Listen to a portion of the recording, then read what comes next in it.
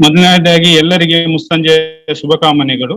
ಇವತ್ತಿನ ಈ ಕಾರ್ಯಕ್ರಮ ಏನಂತ ಹೇಳಿದ್ರೆ, ಒಂದನೇದು ಪುಸ್ತಕ ಬಿಡುಗಡೆ ಮತ್ತು ದಮನಕಾರಿ ಆದಂತ ಕಾನೂನುಗಳ ಬಗ್ಗೆ ಚರ್ಚೆ, discussion on repressive law and the book release. ಈ ಇದಕ್ಕೆ movement against UAPA and other repressive laws Karnataka, ಇದರ ಪರವಾಗಿ ನಾನು ಇಲ್ಲಿ ಬಂದಂತ ಎಲ್ಲ ಅತಿಥಿಗಳನ್ನು ಮೊದಲನೇದಾಗಿ ಸ್ವಾಗತ ಬಯಸ್ತಾ ಇದ್ದೇನೆ. ಇವತ್ತಿನ ಈ ಪುಸ್ತಕ ಬಿಡುಗಡೆ ಮಾಡ್ಲಿಕ್ಕೆ ಇರುವಂತಹ YJ Rajendra, state president PUCL Karnataka, ಇವರ ಅನುಪಸ್ಥಿತಿಯಲ್ಲಿ ನಾನು ಅವರಿಗೆ ಸ್ವಾಗತವನ್ನು ಕೋರ್ತಾ ಇದ್ದೇನೆ. ಸ್ಟೇಟ್ ಪ್ರೆಸಿಡೆಂಟ್ ಅವರು PUCL ಸ್ಟೇಟ್ ಪ್ರೆಸಿಡೆಂಟ್ ಆಗಿದ್ದಾರೆ. ಅದೇ ರೀತಿ ಅಡ್ವೊಕೇಟ್ S. ಬಾಲನ್ ಅವರು ಈ movement against UAPA other repressive law ಇದರದ್ದು ನ್ಯಾಷನಲ್ ವೈಸ್ ಪ್ರೆಸಿಡೆಂಟ್ ಕೂಡ ಆಗಿದ್ದಾರೆ. ಅದೇ ರೀತಿ state president NCHRO, national confederation for human rights organisation, ಇದರದ್ದು ಸ್ಟೇಟ್ ಪ್ರೆಸಿಡೆಂಟ್ ಕೂಡ ಆಗಿದ್ದಾರೆ. ಮತ್ತು ಇವತ್ತಿನ ಈ ಇದರ ವಿಷಯದಲ್ಲಿ ಪ್ರಾಸ್ತಾವಿಕವಾಗಿ ಮಾತಾಡ್ಲಿಕ್ಕಿರುವಂತ ಅಡ್ವೊಕೇಟ್ S. ಬಾಲನ್, ಹೈಕೋರ್ಟ್ ನ್ಯಾಯವಾದಿಗಳು, ಹಾರ್ದಿಕವಾಗಿ ಬರ್ತಾ ಇದ್ದೇನೆ. ಅದೇ ರೀತಿ ಡಾಕ್ಟರ್ V. ಲಕ್ಷ್ಮೀ ನಾರಾಯಣ್, ಮಾನವ ಹಕ್ಕು ಹೋರಾಟಗಾರರು, ಮೈಸೂರು, ಇವರಿಗೂ ಕೂಡ ನಾನು ಹೃತ್ಪೂರ್ವಕವಾಗಿ ಸ್ವಾಗತ ಬಯಸ್ತಾ ಇದ್ದೇನೆ. ಅದೇ ರೀತಿ doctor VS Sridhar, people's democratic forum Karnataka, ಇವರಿಗೂ ಕೂಡ ನಾನು ಹಾರ್ದಿಕವಾಗಿ ಸ್ವಾಗತವನ್ನು ಬಯಸ್ತಾ ಇದ್ದೇನೆ. ಅದೇ ರೀತಿ advocate Anish Pasha, Davanagere, president people's lawyers guild Davanagere, ಇವರಿಗೂ ಕೂಡ ಹಾರ್ದಿಕವಾಗಿ ಸ್ವಾಗತಿಸ್ತೇನೆ. ಹೆಚ್ಚಿನ ಸಮಯಾವಕಾಶ ಮತ್ತು ಈ ಕೋವಿಡ್ ರೀಸನ್ ನಿಂದ ಸ್ವಲ್ಪ ಪ್ರೋಟೋಕಾಲ್ ಇರುವುದರಿಂದ ನಾವು ಕಾರ್ಯಕ್ರಮವನ್ನು ಈ ರೀತಿ ವೆಬಿನಾರ್ ಮೂಲಕ ಮಾಡಬೇಕಾಗಿ ಬರುವುದರಿಂದ ಸಮಯದ ಅಭಾವ ಕೂಡ ಇದೆ. ಆದುದರಿಂದ ಹೆಚ್ಚು ನಾವು ಮಾತಾಡದೆ ಇವತ್ತಿನ ಈ ವಿಷಯದ ಬಗ್ಗೆ ಪ್ರಾಸ್ತಾವಿಕವಾಗಿ ಒಂದು ಎರಡು ಮೂರು ಮಾತಾಡ್ಬೇಕಾಗಿ ನಮ್ಮ NCHRO ಸ್ಟೇಟ್ ಪ್ರೆಸಿಡೆಂಟ್ ಹಾಗೂ movements against UAPA and ರೆಪ್ರೆಸಿವ್ law ಇದರದ್ದು ನ್ಯಾಷನಲ್ ವೈಸ್ ಪ್ರೆಸಿಡೆಂಟ್ ಕೂಡ ಆದಂತ S. ಬಾಲನ್ ಅವರಲ್ಲಿ ಕೇಳಿಕೊಳ್ತಾ ಇದ್ದೇನೆ. Over to you sir.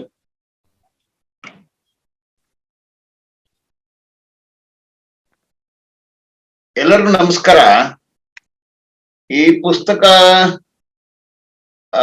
ಚೆನ್ನಾಗಿ ಬಂದಿದೆ, ಅದನ್ನ ಓದ್ದೆ ನಾನು. UAPA and other loss.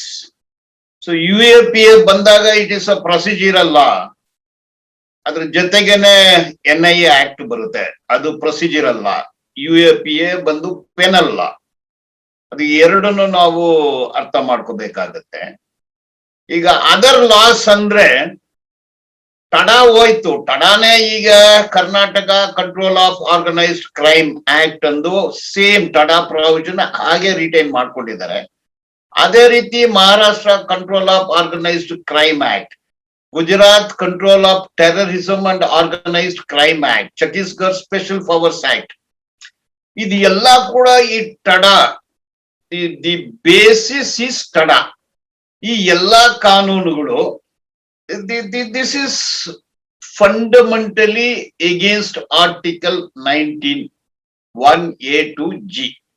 ಇದು ಎಲ್ಲದಕ್ಕೂ ವಿರೋಧವಾಗಿರುತ್ತೆ. Then Article 22 of the Constitution. So fair trial, presumption is that he is an accused unless guilt is proved.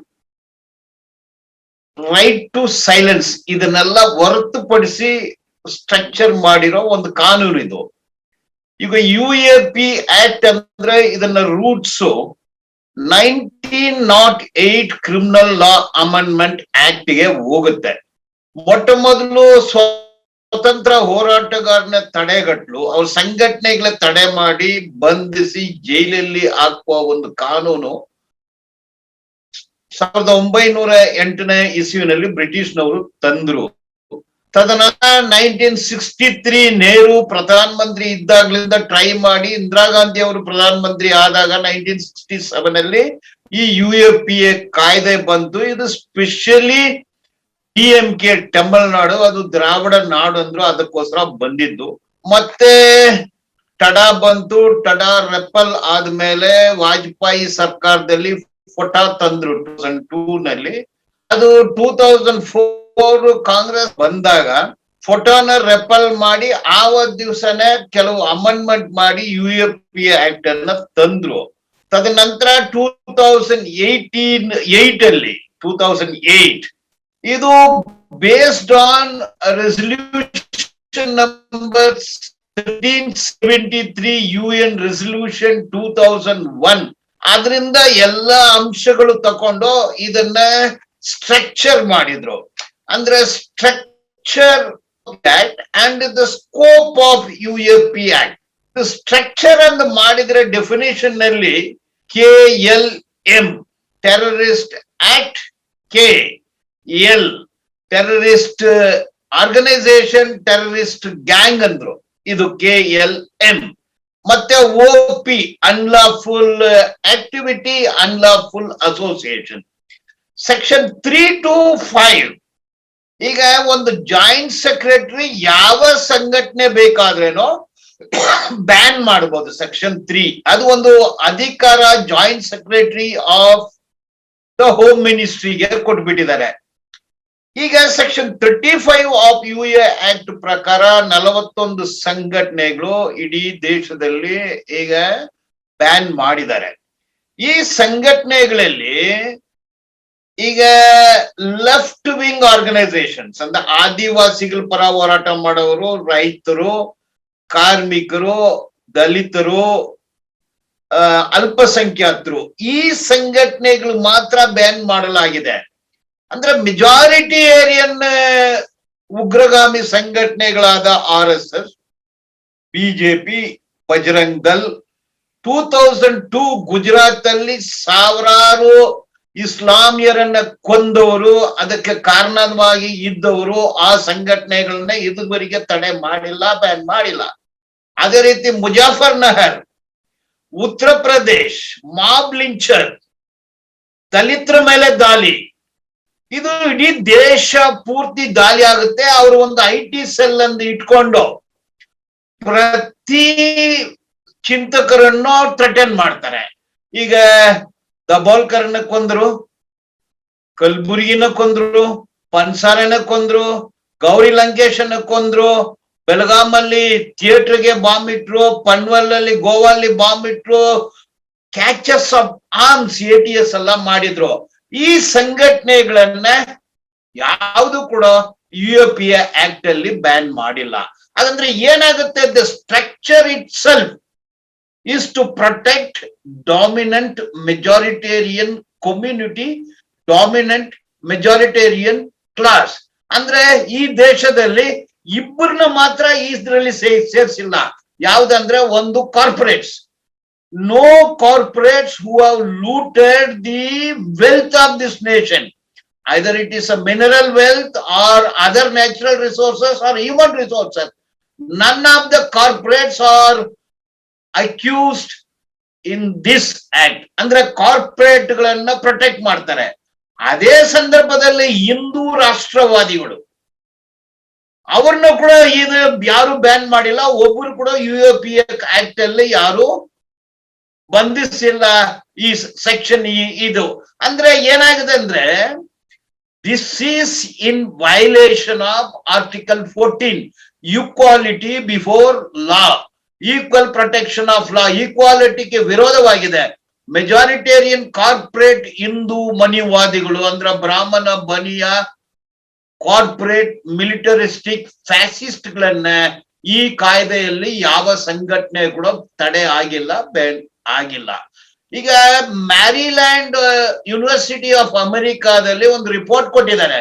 ಆ ರಿಪೋರ್ಟ್ ಪ್ರಕಾರ ಈ ದೇಶದಲ್ಲಿ ಒಟ್ಟಾರೆ 5052 ವೈಲೆಂಟ್ ಈವೆಂಟ್ಗಳು ನಡೆದಿದೆ. ಇದಕ್ಕೆ 35% ಕಾರಣ ಮಿಸಲೇನಿಯಸ್ ಅಂತ ಹೇಳ್ತಾರೆ. ಈ ಮಿಸಲೇನಿಯಸ್ ಅಂದ್ರೆ ಅದೇ ಗುಜರಾತ್ ಅಲ್ಲಿ, ಮುಜಾಫರ್ ನಗರಲ್ಲಿ ಮಾಬ್ ಲಿಂಚರು, ಇದೇ RSS, BJP, ವಿಶ್ವ ಹಿಂದೂ ಪರಿಷತ್, ಬಜರಂಗ್ ದಲ್, ಇವರನ್ನ ಯಾರು ಒಂದು ಸಂಘಟನೆ ಕೂಡ ತಡೆ ಮಾಡಿಲ್ಲ, ಯಾರು ಕೂಡ ಇದನ್ನ ಫೇಸ್ ಮಾಡ್ತಾ ಇಲ್ಲ. So this is how the act itself is structured to protect the dominant section of the society. ಅದನ್ನೇ ಹೇಳಿದ್ರಿ. ಮತ್ತೆ ಇದು ಸ್ಕೋಪ್ ಒಂದು ನೋಡಿದ್ರೆ ನೋಡಿ ಈಗ ಇದರಲ್ಲಿ section 16 of UAP act 16(1)(b) ಒಂದು ಅರ್ಧ ಕೆಜಿ ಅಮೋನಿಯಂ ನೈಟ್ರೇಟ್, ಒಂದು fuse wire or printed circuits board, ಇದೆಲ್ಲ ಕೂಡ ಎಲ್ಲಾ ಕಡೆ ಸಿಗುತ್ತೆ. ಆ ಜೆಲಿಟಿನ್ ಸ್ಟಿಕ್ಸ್ ಒಂದು ಅರ್ಧ ಕೆಜಿ ಶೀಸರ್ ಅನ್ನ ತೋರಿಸ್ಬಿಟ್ರೆ ಇಟ್ ಈಸ್ ಪ್ರೂವ್ಡ್. 16(1)(b) ಪ್ರಕಾರ it is for the accuse to disprove. It is very very difficult. Plan 2 ಮಾಡ್ತಾರೆ, ಅದನ್ನ ಅರೆಸ್ಟ್ ಮಾಡ್ಕೊಂಡು ಹೋಗಿ ಅದ್ರ ಮೇಲೆ ಕೈ ಇಡಕ್ಕೆ ಹೇಳ್ತಾರೆ, ಅವ್ರ ಫಿಂಗರ್ ಇಂಪ್ರೆಷನ್ ಲಿಫ್ಟ್ ಮಾಡ್ತಾರೆ.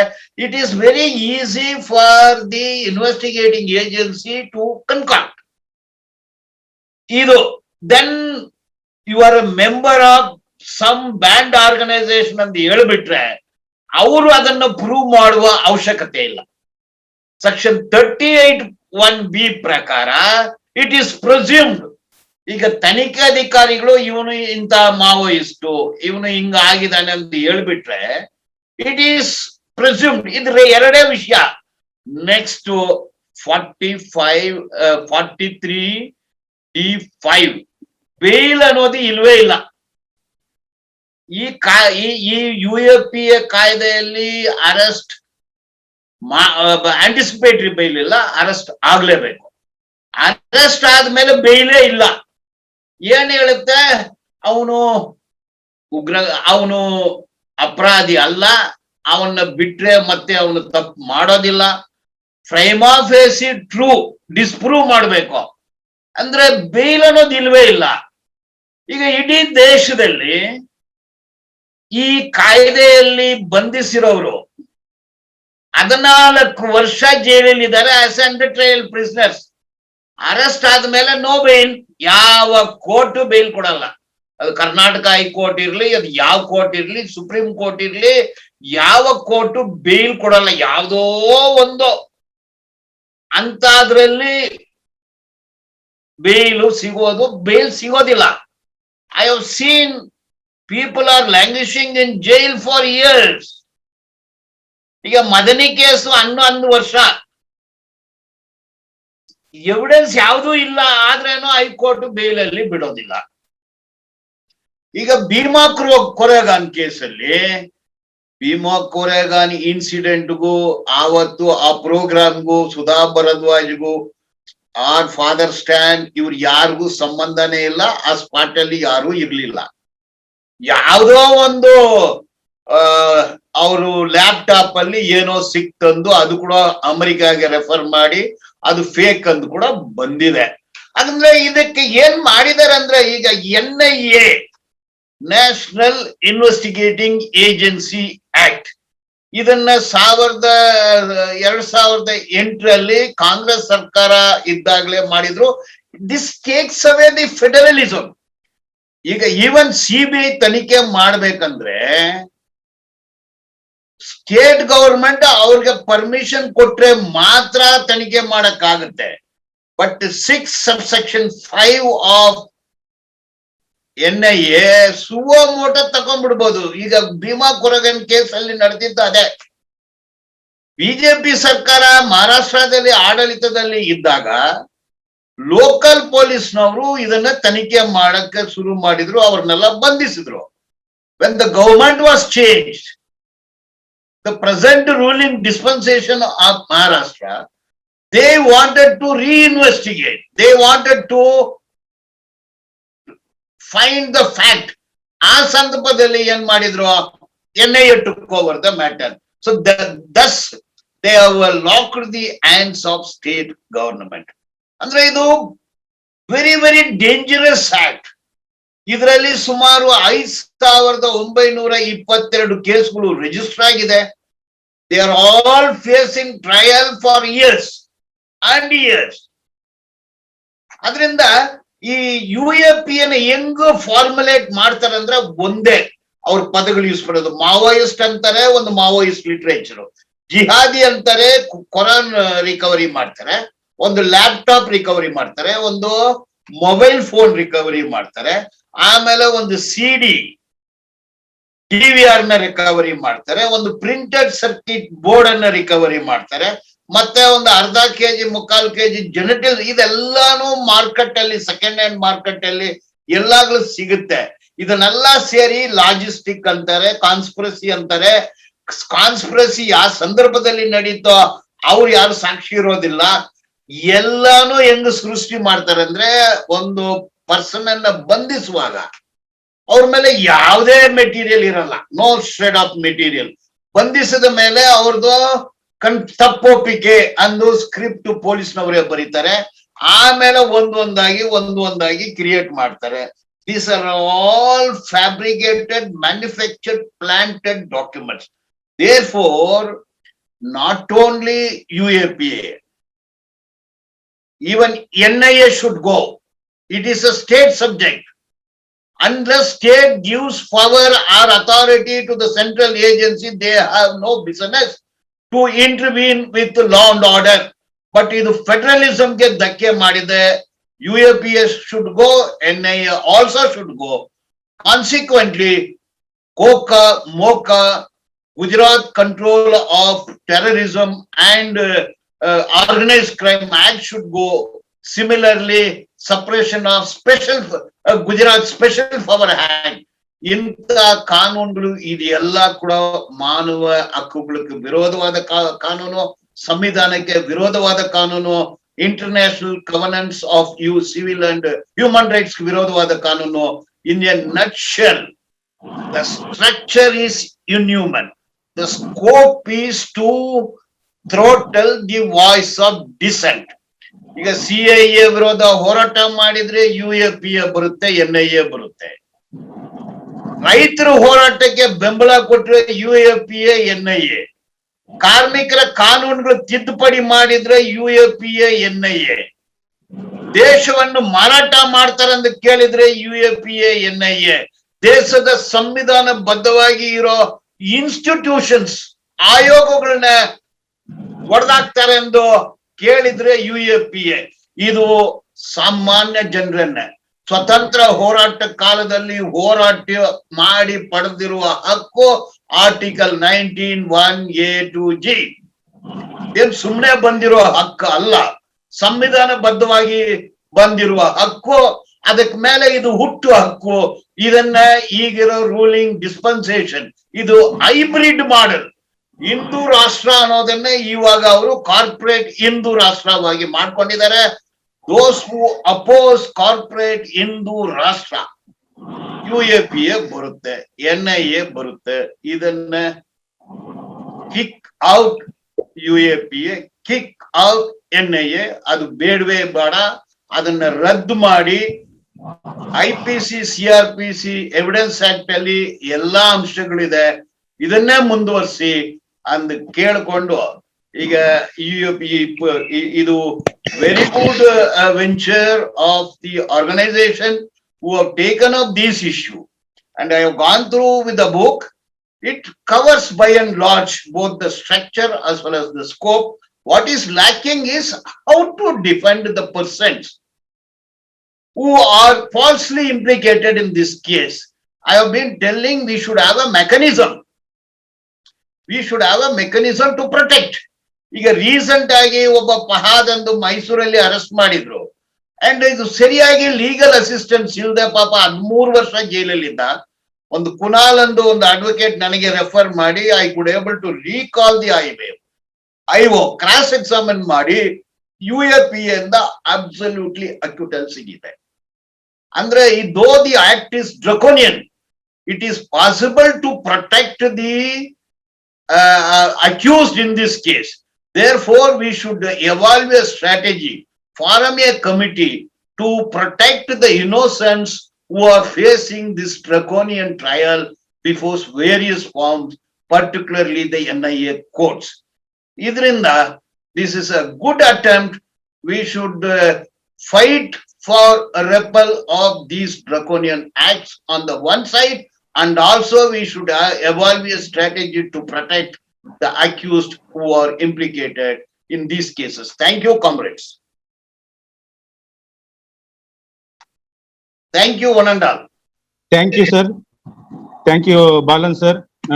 ದಮನಕಾರಿ ಮತ್ತು ಕರಾಳ ಕಾನೂನುಗಳ ವಿಷಯವಾಗಿ ಮಾತಾಡಿ ಅದರ ಈ ಪುಸ್ತಕದ ಬಗ್ಗೆ ಕೂಡ ಬೆಳಕು ಚೆಲ್ಲಿದಂತ Balan sir, state president NCHR Karnataka, ಅದೇ ರೀತಿ the movement against UAPA and other repressive law, ದಮನಕಾರಿ ಕಾನೂನುಗಳ ವಿರುದ್ಧ ಇರುವಂತ ಸಂಘಟನೆ ನ್ಯಾಷನಲ್ ರಾಷ್ಟ್ರೀಯ ವೈಸ್ ಪ್ರೆಸಿಡೆಂಟ್ ಕೂಡ ಆದಂತ ಇವರಿಗೆ ಧನ್ಯವಾದನ ಸಮರ್ಪಿಸ್ತಾ ಇದ್ದೇನೆ.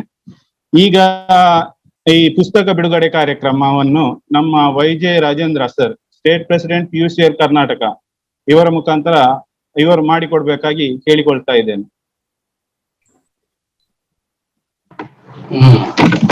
ಧನ್ಯವಾದಗಳು. ಇದು ಕಾಣಿಸ್ತಿದೆಯಲ್ಲ? ಹೌದೌದು ಸರ್. ಇದು ದ ರಿಪೋರ್ಟ್ ಈಗ ಹೊರತಂದಿರುವಂತದ್ದು, ಅದರ ಬಗ್ಗೆನೇ ಈಗ ಬಾಲನ್ ಅವರು ಮಾತಾಡಿರುವಂತದ್ದು. ಈ ಒಂದು ಪುಸ್ತಕನ ರಿಲೀಸ್ ಮಾಡ್ಲಿಕ್ಕೆ ನನ್ಗೆ ತುಂಬಾ ಖುಷಿ ಆಗ್ತಿದೆ. ನಾವು ಆನ್ಲೈನ್ ಅಲ್ಲಿ ಇರೋದ್ರಿಂದ ಇದನ್ನ ಬೇರೆಯವ್ರಿಗೆ ಕೊಡ್ಲಿಕ್ಕೆ ಆಗ್ತಿಲ್ಲ. ಸೊ ಇದು ನಾವೆಲ್ಲರೂ ಇದ್ರ ಕಾಪಿನ ಓದಿದ್ದೀವಿ ಅಂತ ಅನ್ಕೊಂಡಿದ್ದೆ. ಈ ಒಂದು ರಿಪೋರ್ಟ್ ಅನ್ನ ಹೊರತಂದ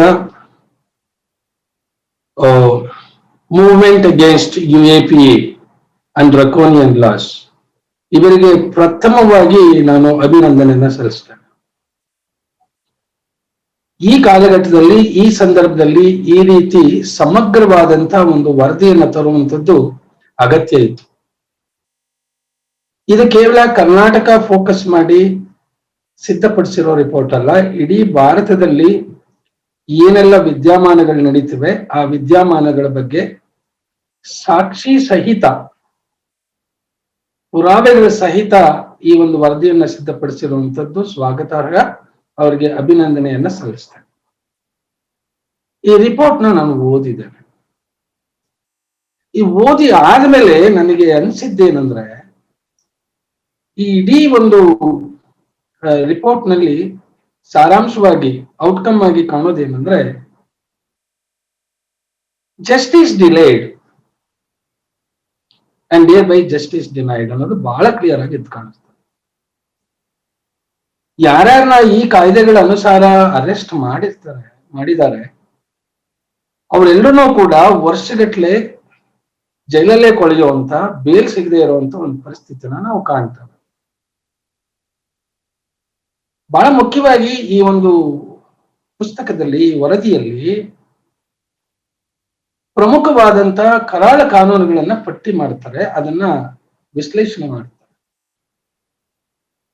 ಅದರಲ್ಲಿ 8 ಕರಾಳ ಕಾನೂನುಗಳನ್ನ ಪಟ್ಟಿ ಮಾಡಿ ಅದನ್ನ ವಿಶ್ಲೇಷಣೆ ಮಾಡಿದಾಗ ಎಲ್ಲದರಲ್ಲೂ ಎದ್ದು ಕಾಣಿಸೋದು 3 ಇದು ಎದ್ದು ಕಾಣಿಸುತ್ತೆ. ಒಂದು, ಇದು ಮಾನವ ಹಕ್ಕುಗಳ ವಿರುದ್ಧ ಇರುವಂತ ಒಂದು ಕಾನೂನು, ರಕ್ಷಣೆಗಾಗಿ ಅಲ್ಲ, ವಿರುದ್ಧವಾಗಿ ಇರುವಂತ ಒಂದು ಕಾನೂನುಗಳು. ಸಾಮಾಜಿಕ ನ್ಯಾಯದ ವಿರುದ್ಧವಾಗಿ ಇರುವಂತ ಕಾನೂನುಗಳು, ಅಂತಾರಾಷ್ಟ್ರೀಯ ಘೋಷಣೆಗಳೇನಿವೆ, ಅದಕ್ಕೇನು ಡಿಕ್ಲರೇಷನ್ಸ್ ಏನಿವೆ, ಅದಕ್ಕೆ ವಿರುದ್ಧವಾಗಿರುವಂತ ಕಾನೂನುಗಳನ್ನ ಬಹಳ ಸಮರ್ಥವಾಗಿ ಅರ್ಥ ಮಾಡ್ಕೊಳ್ಳೋ ರೀತಿನಲ್ಲಿ, ಎಲ್ಲರೂ ಅರ್ಥ ಮಾಡ್ಕೊಳ್ಳೋ ರೀತಿನಲ್ಲಿ, ಸಾಮಾನ್ಯರು ಅರ್ಥ ಮಾಡ್ಕೊಳ್ಳುವಂತ ಒಂದು ವರದಿ ಇದು. ವಿಶ್ಲೇಷಣಾತ್ಮಕ ವರದಿ. ಅದ್ರ ಜೊತೆಲಿ ಲಾಯರ್ಸ್ ಇದನ್ನ ಓದಿದಾಗ ಅದಕ್ಕೆ ಪೂರಕವಾದಂತ ಎವಿಡೆನ್ಸ್ ಬೇಸ್ಡ್ ಇದೇನಿದೆಯಲ್ಲ, ಅದು ಕೂಡ ಬಹಳ ಪ್ರೌಢವಾಗಿ ಬಂದಿದೆ ವಿತ್ ರೆಫರೆನ್ಸ್. ಸೊ ಹಂಗಾಗಿ ಲಾಯರ್ಸು ಕೋರ್ಟ್ ನಲ್ಲಿ ಆರ್ಗ್ಯೂ ಮಾಡುವಾಗ ಉಪಯೋಗಿಸ್ಕೋಬೇಕಾಗಿರುವಂತ ಮೆಟೀರಿಯಲ್ಸು ಕೂಡ ಈ ಇದ್ರಲ್ಲಿದೆ. ಮತ್ತೊಂದು ಬಹಳ ಮುಖ್ಯವಾದಂಥದ್ದು ಅಂದ್ರೆ, ಈ ರಿಪೋರ್ಟ್ ಆಗಿ ಉಳಿಯೋದಿಲ್ಲ. ನ್ಯಾಯಾಂಗ ವ್ಯವಸ್ಥೆನಲ್ಲಿರುವಂತ ಜಡ್ಜ್ಗಳು ಕೂಡ ಈ ರಿಪೋರ್ಟ್ ಅನ್ನ ಓದ್ಬೇಕಾದಂತ, ಅವರು ಕೂಡ ಬದಲಾವಣೆ ಆಗಬೇಕಾದಂತ ಒಂದು ಪರಿಸ್ಥಿತಿ ನಾವು ಕಾಣ್ತೀವಿ. ಸೊ ಅದಕ್ಕೆ ಇದು ಪೂರಕವಾಗಿರ್ತದೆ. ರಿಪೋರ್ಟ್ ಅವ್ರು ಓದ್ಬೇಕಾಗ್ತದೆ, ಅವ್ರನ್ನ ರೀಚ್ ಆಗುವಂಥದ್ದು, ಜಡ್ಜ್ಗಳನ್ನ ರೀಚ್ ಆಗುವಂಥದ್ದು ಬಹಳ ಮುಖ್ಯ ಅಂತ ನನ್ನ ಅಭಿಪ್ರಾಯ. ಈಗ ಎಲ್ಲಾ ಕಾನೂನುಗಳು ಬಂದಾಗ ಸುಪ್ರೀಂ ಕೋರ್ಟ್ಗೆ, ಅಪೆಕ್ಸ್ ಬಾಡಿಗೆ ಬಂದಾಗ ಅದನ್ನ ವಿಶ್ಲೇಷಣೆ ಮಾಡುವಂತ ಅಧಿಕಾರ ಅವ್ರ ಕೈನಲ್ಲಿದೆ, ಸುಮೋಟೋ ಪವರ್ ಅವ್ರ ಕೈನಲ್ಲಿದೆ. ಸಂವಿಧಾನದ ಏನು ಮೂಲಭೂತ ಹಕ್ಕುಗಳಿಗೆ ಚ್ಯುತಿಯಾದಾಗ ಅದನ್ನ ಎತ್ತಿಡಿಯುವಂತ, ಅದಕ್ಕೆ ಪುನರ್ವಿಮರ್ಶೆ ಕೊಡುವಂತ, ಜಡ್ಜ್ಮೆಂಟ್ ಕೊಡುವಂತ ಒಂದು ಅಧಿಕಾರ ಇರುವಂತವ್ರು ಇದಕ್ಕೆ ಸುಮ್ಮನೆ ಕೂತಿರುವಂತದ್ದನ್ನ ನಾವು ನೋಡಿದ್ರೆ ಅವ್ರೇನು ಹೆದರ್ಕೊಂಡಿದಾರ ಅಥವಾ ಬೇಕಂತ ಹೇಳಿ ಹೇಳದ್ ಮಾತು ಕೇಳ್ಕೊಂಡಿರೋ ತರ ಇದಾರ ಅಂತ ಅನ್ನೋದು ಕೂಡ ಒಂದು ಪ್ರಶ್ನೆ ಕಾಣ್ಬಾರ್ದು. ಸೊ ಈ ನಿಟ್ಟಿನಲ್ಲಿ ಈ ಒಂದು ರಿಪೋರ್ಟು ವರದಿ ಕೇವಲ ವರದಿಯಾಗಿಲ್ಲ, ಕೇವಲ ಇನ್ವೆಸ್ಟಿಗೇಷನ್ ವರದಿಯಾಗಿ ಅಕಾಡೆಮಿಕ್ ಆಗಿ ಉಪಯೋಗ ಮಾಡ್ಕೊಳ್ಳಿಕ್ಕೆ ಅಷ್ಟೇ ಇದು ಸೀಮಿತ ಆಗಿಲ್ಲ. ಇದು ಅದರ ಆಚೆಗೆ ಸಂವಿಧಾನವನ್ನ ರಕ್ಷಣೆ ಮಾಡುವಂತ. ಈಗ ಇಡೀ ವರದಿನ ಗಮನಿಸಿದಾಗ ಬಹಳ ಮುಖ್ಯವಾಗಿ ನನಗನ್ಸಿದ್ದು ಆರ್ಟಿಕಲ್ 15 ವ್ಯಾಪಕವಾಗಿ ವೈಲೇಷನ್ ಆಗಿದೆ. ಆರ್ಟಿಕಲ್ 19 ಈಗಾಗಲೇ ಬಾಲನ್ ಅವರು ಅದ್ರ ಬಗ್ಗೆ ಪ್ರಸ್ತಾಪ ಮಾಡಿದ್ದಾರೆ, ವ್ಯಾಪಕವಾಗಿ ಉಲ್ಲಂಘನೆ ಆಗಿದೆ ಎಲ್ಲಾ ತರದಲ್ಲೂ. ನಾರ್ಮಲ್ ಇದ್ರಲ್ಲೇನೆ ಎಲ್ಲ ಆಗ್ತಿದೆ. UAPA ಅಡಿನಲ್ಲಿ ಅರೆಸ್ಟ್ ಆದಂತವ್ರು, ಸೆಡಿಷನ್ ಕೇಸಲ್ಲಿ ಅರೆಸ್ಟ್ ಆದಂತವ್ರು, ಇವ್ರು ಎಲ್ರಿಗೂ ಕೂಡ ಒಂದು ತಾರತಮ್ಯ ಮನೋಭಾವ ಮತ್ತೆ ಇದು ಎದ್ದು ಕಾಣಿಸ್ತದೆ. ಮತ್ತೆ ಆರ್ಟಿಕಲ್ 19 ನಲ್ಲಿ ಏನು ಅವರ ಸ್ವಾತಂತ್ರ್ಯಗಳೇನಿವೆ, ಅಭಿವ್ಯಕ್ತಿ ಸ್ವಾತಂತ್ರ್ಯಗಳು ಎಲ್ಲವೂ ಕೂಡ ಹರಣ ಆಗಿರುವಂಥದ್ದು ಎದ್ದು ಕಾಣಿಸ್ತದೆ. ಇಲ್ಲಿ ಇವರು ಮಾಡುವಾಗ ಒಂದೊಂದನ್ನು ಕೂಡ ಬಹಳ ಸಿಸ್ಟಮ್ಯಾಟಿಕ್ ತಗೊಂಡು ಹೋಗ್ತಾರೆ. ಒಂದು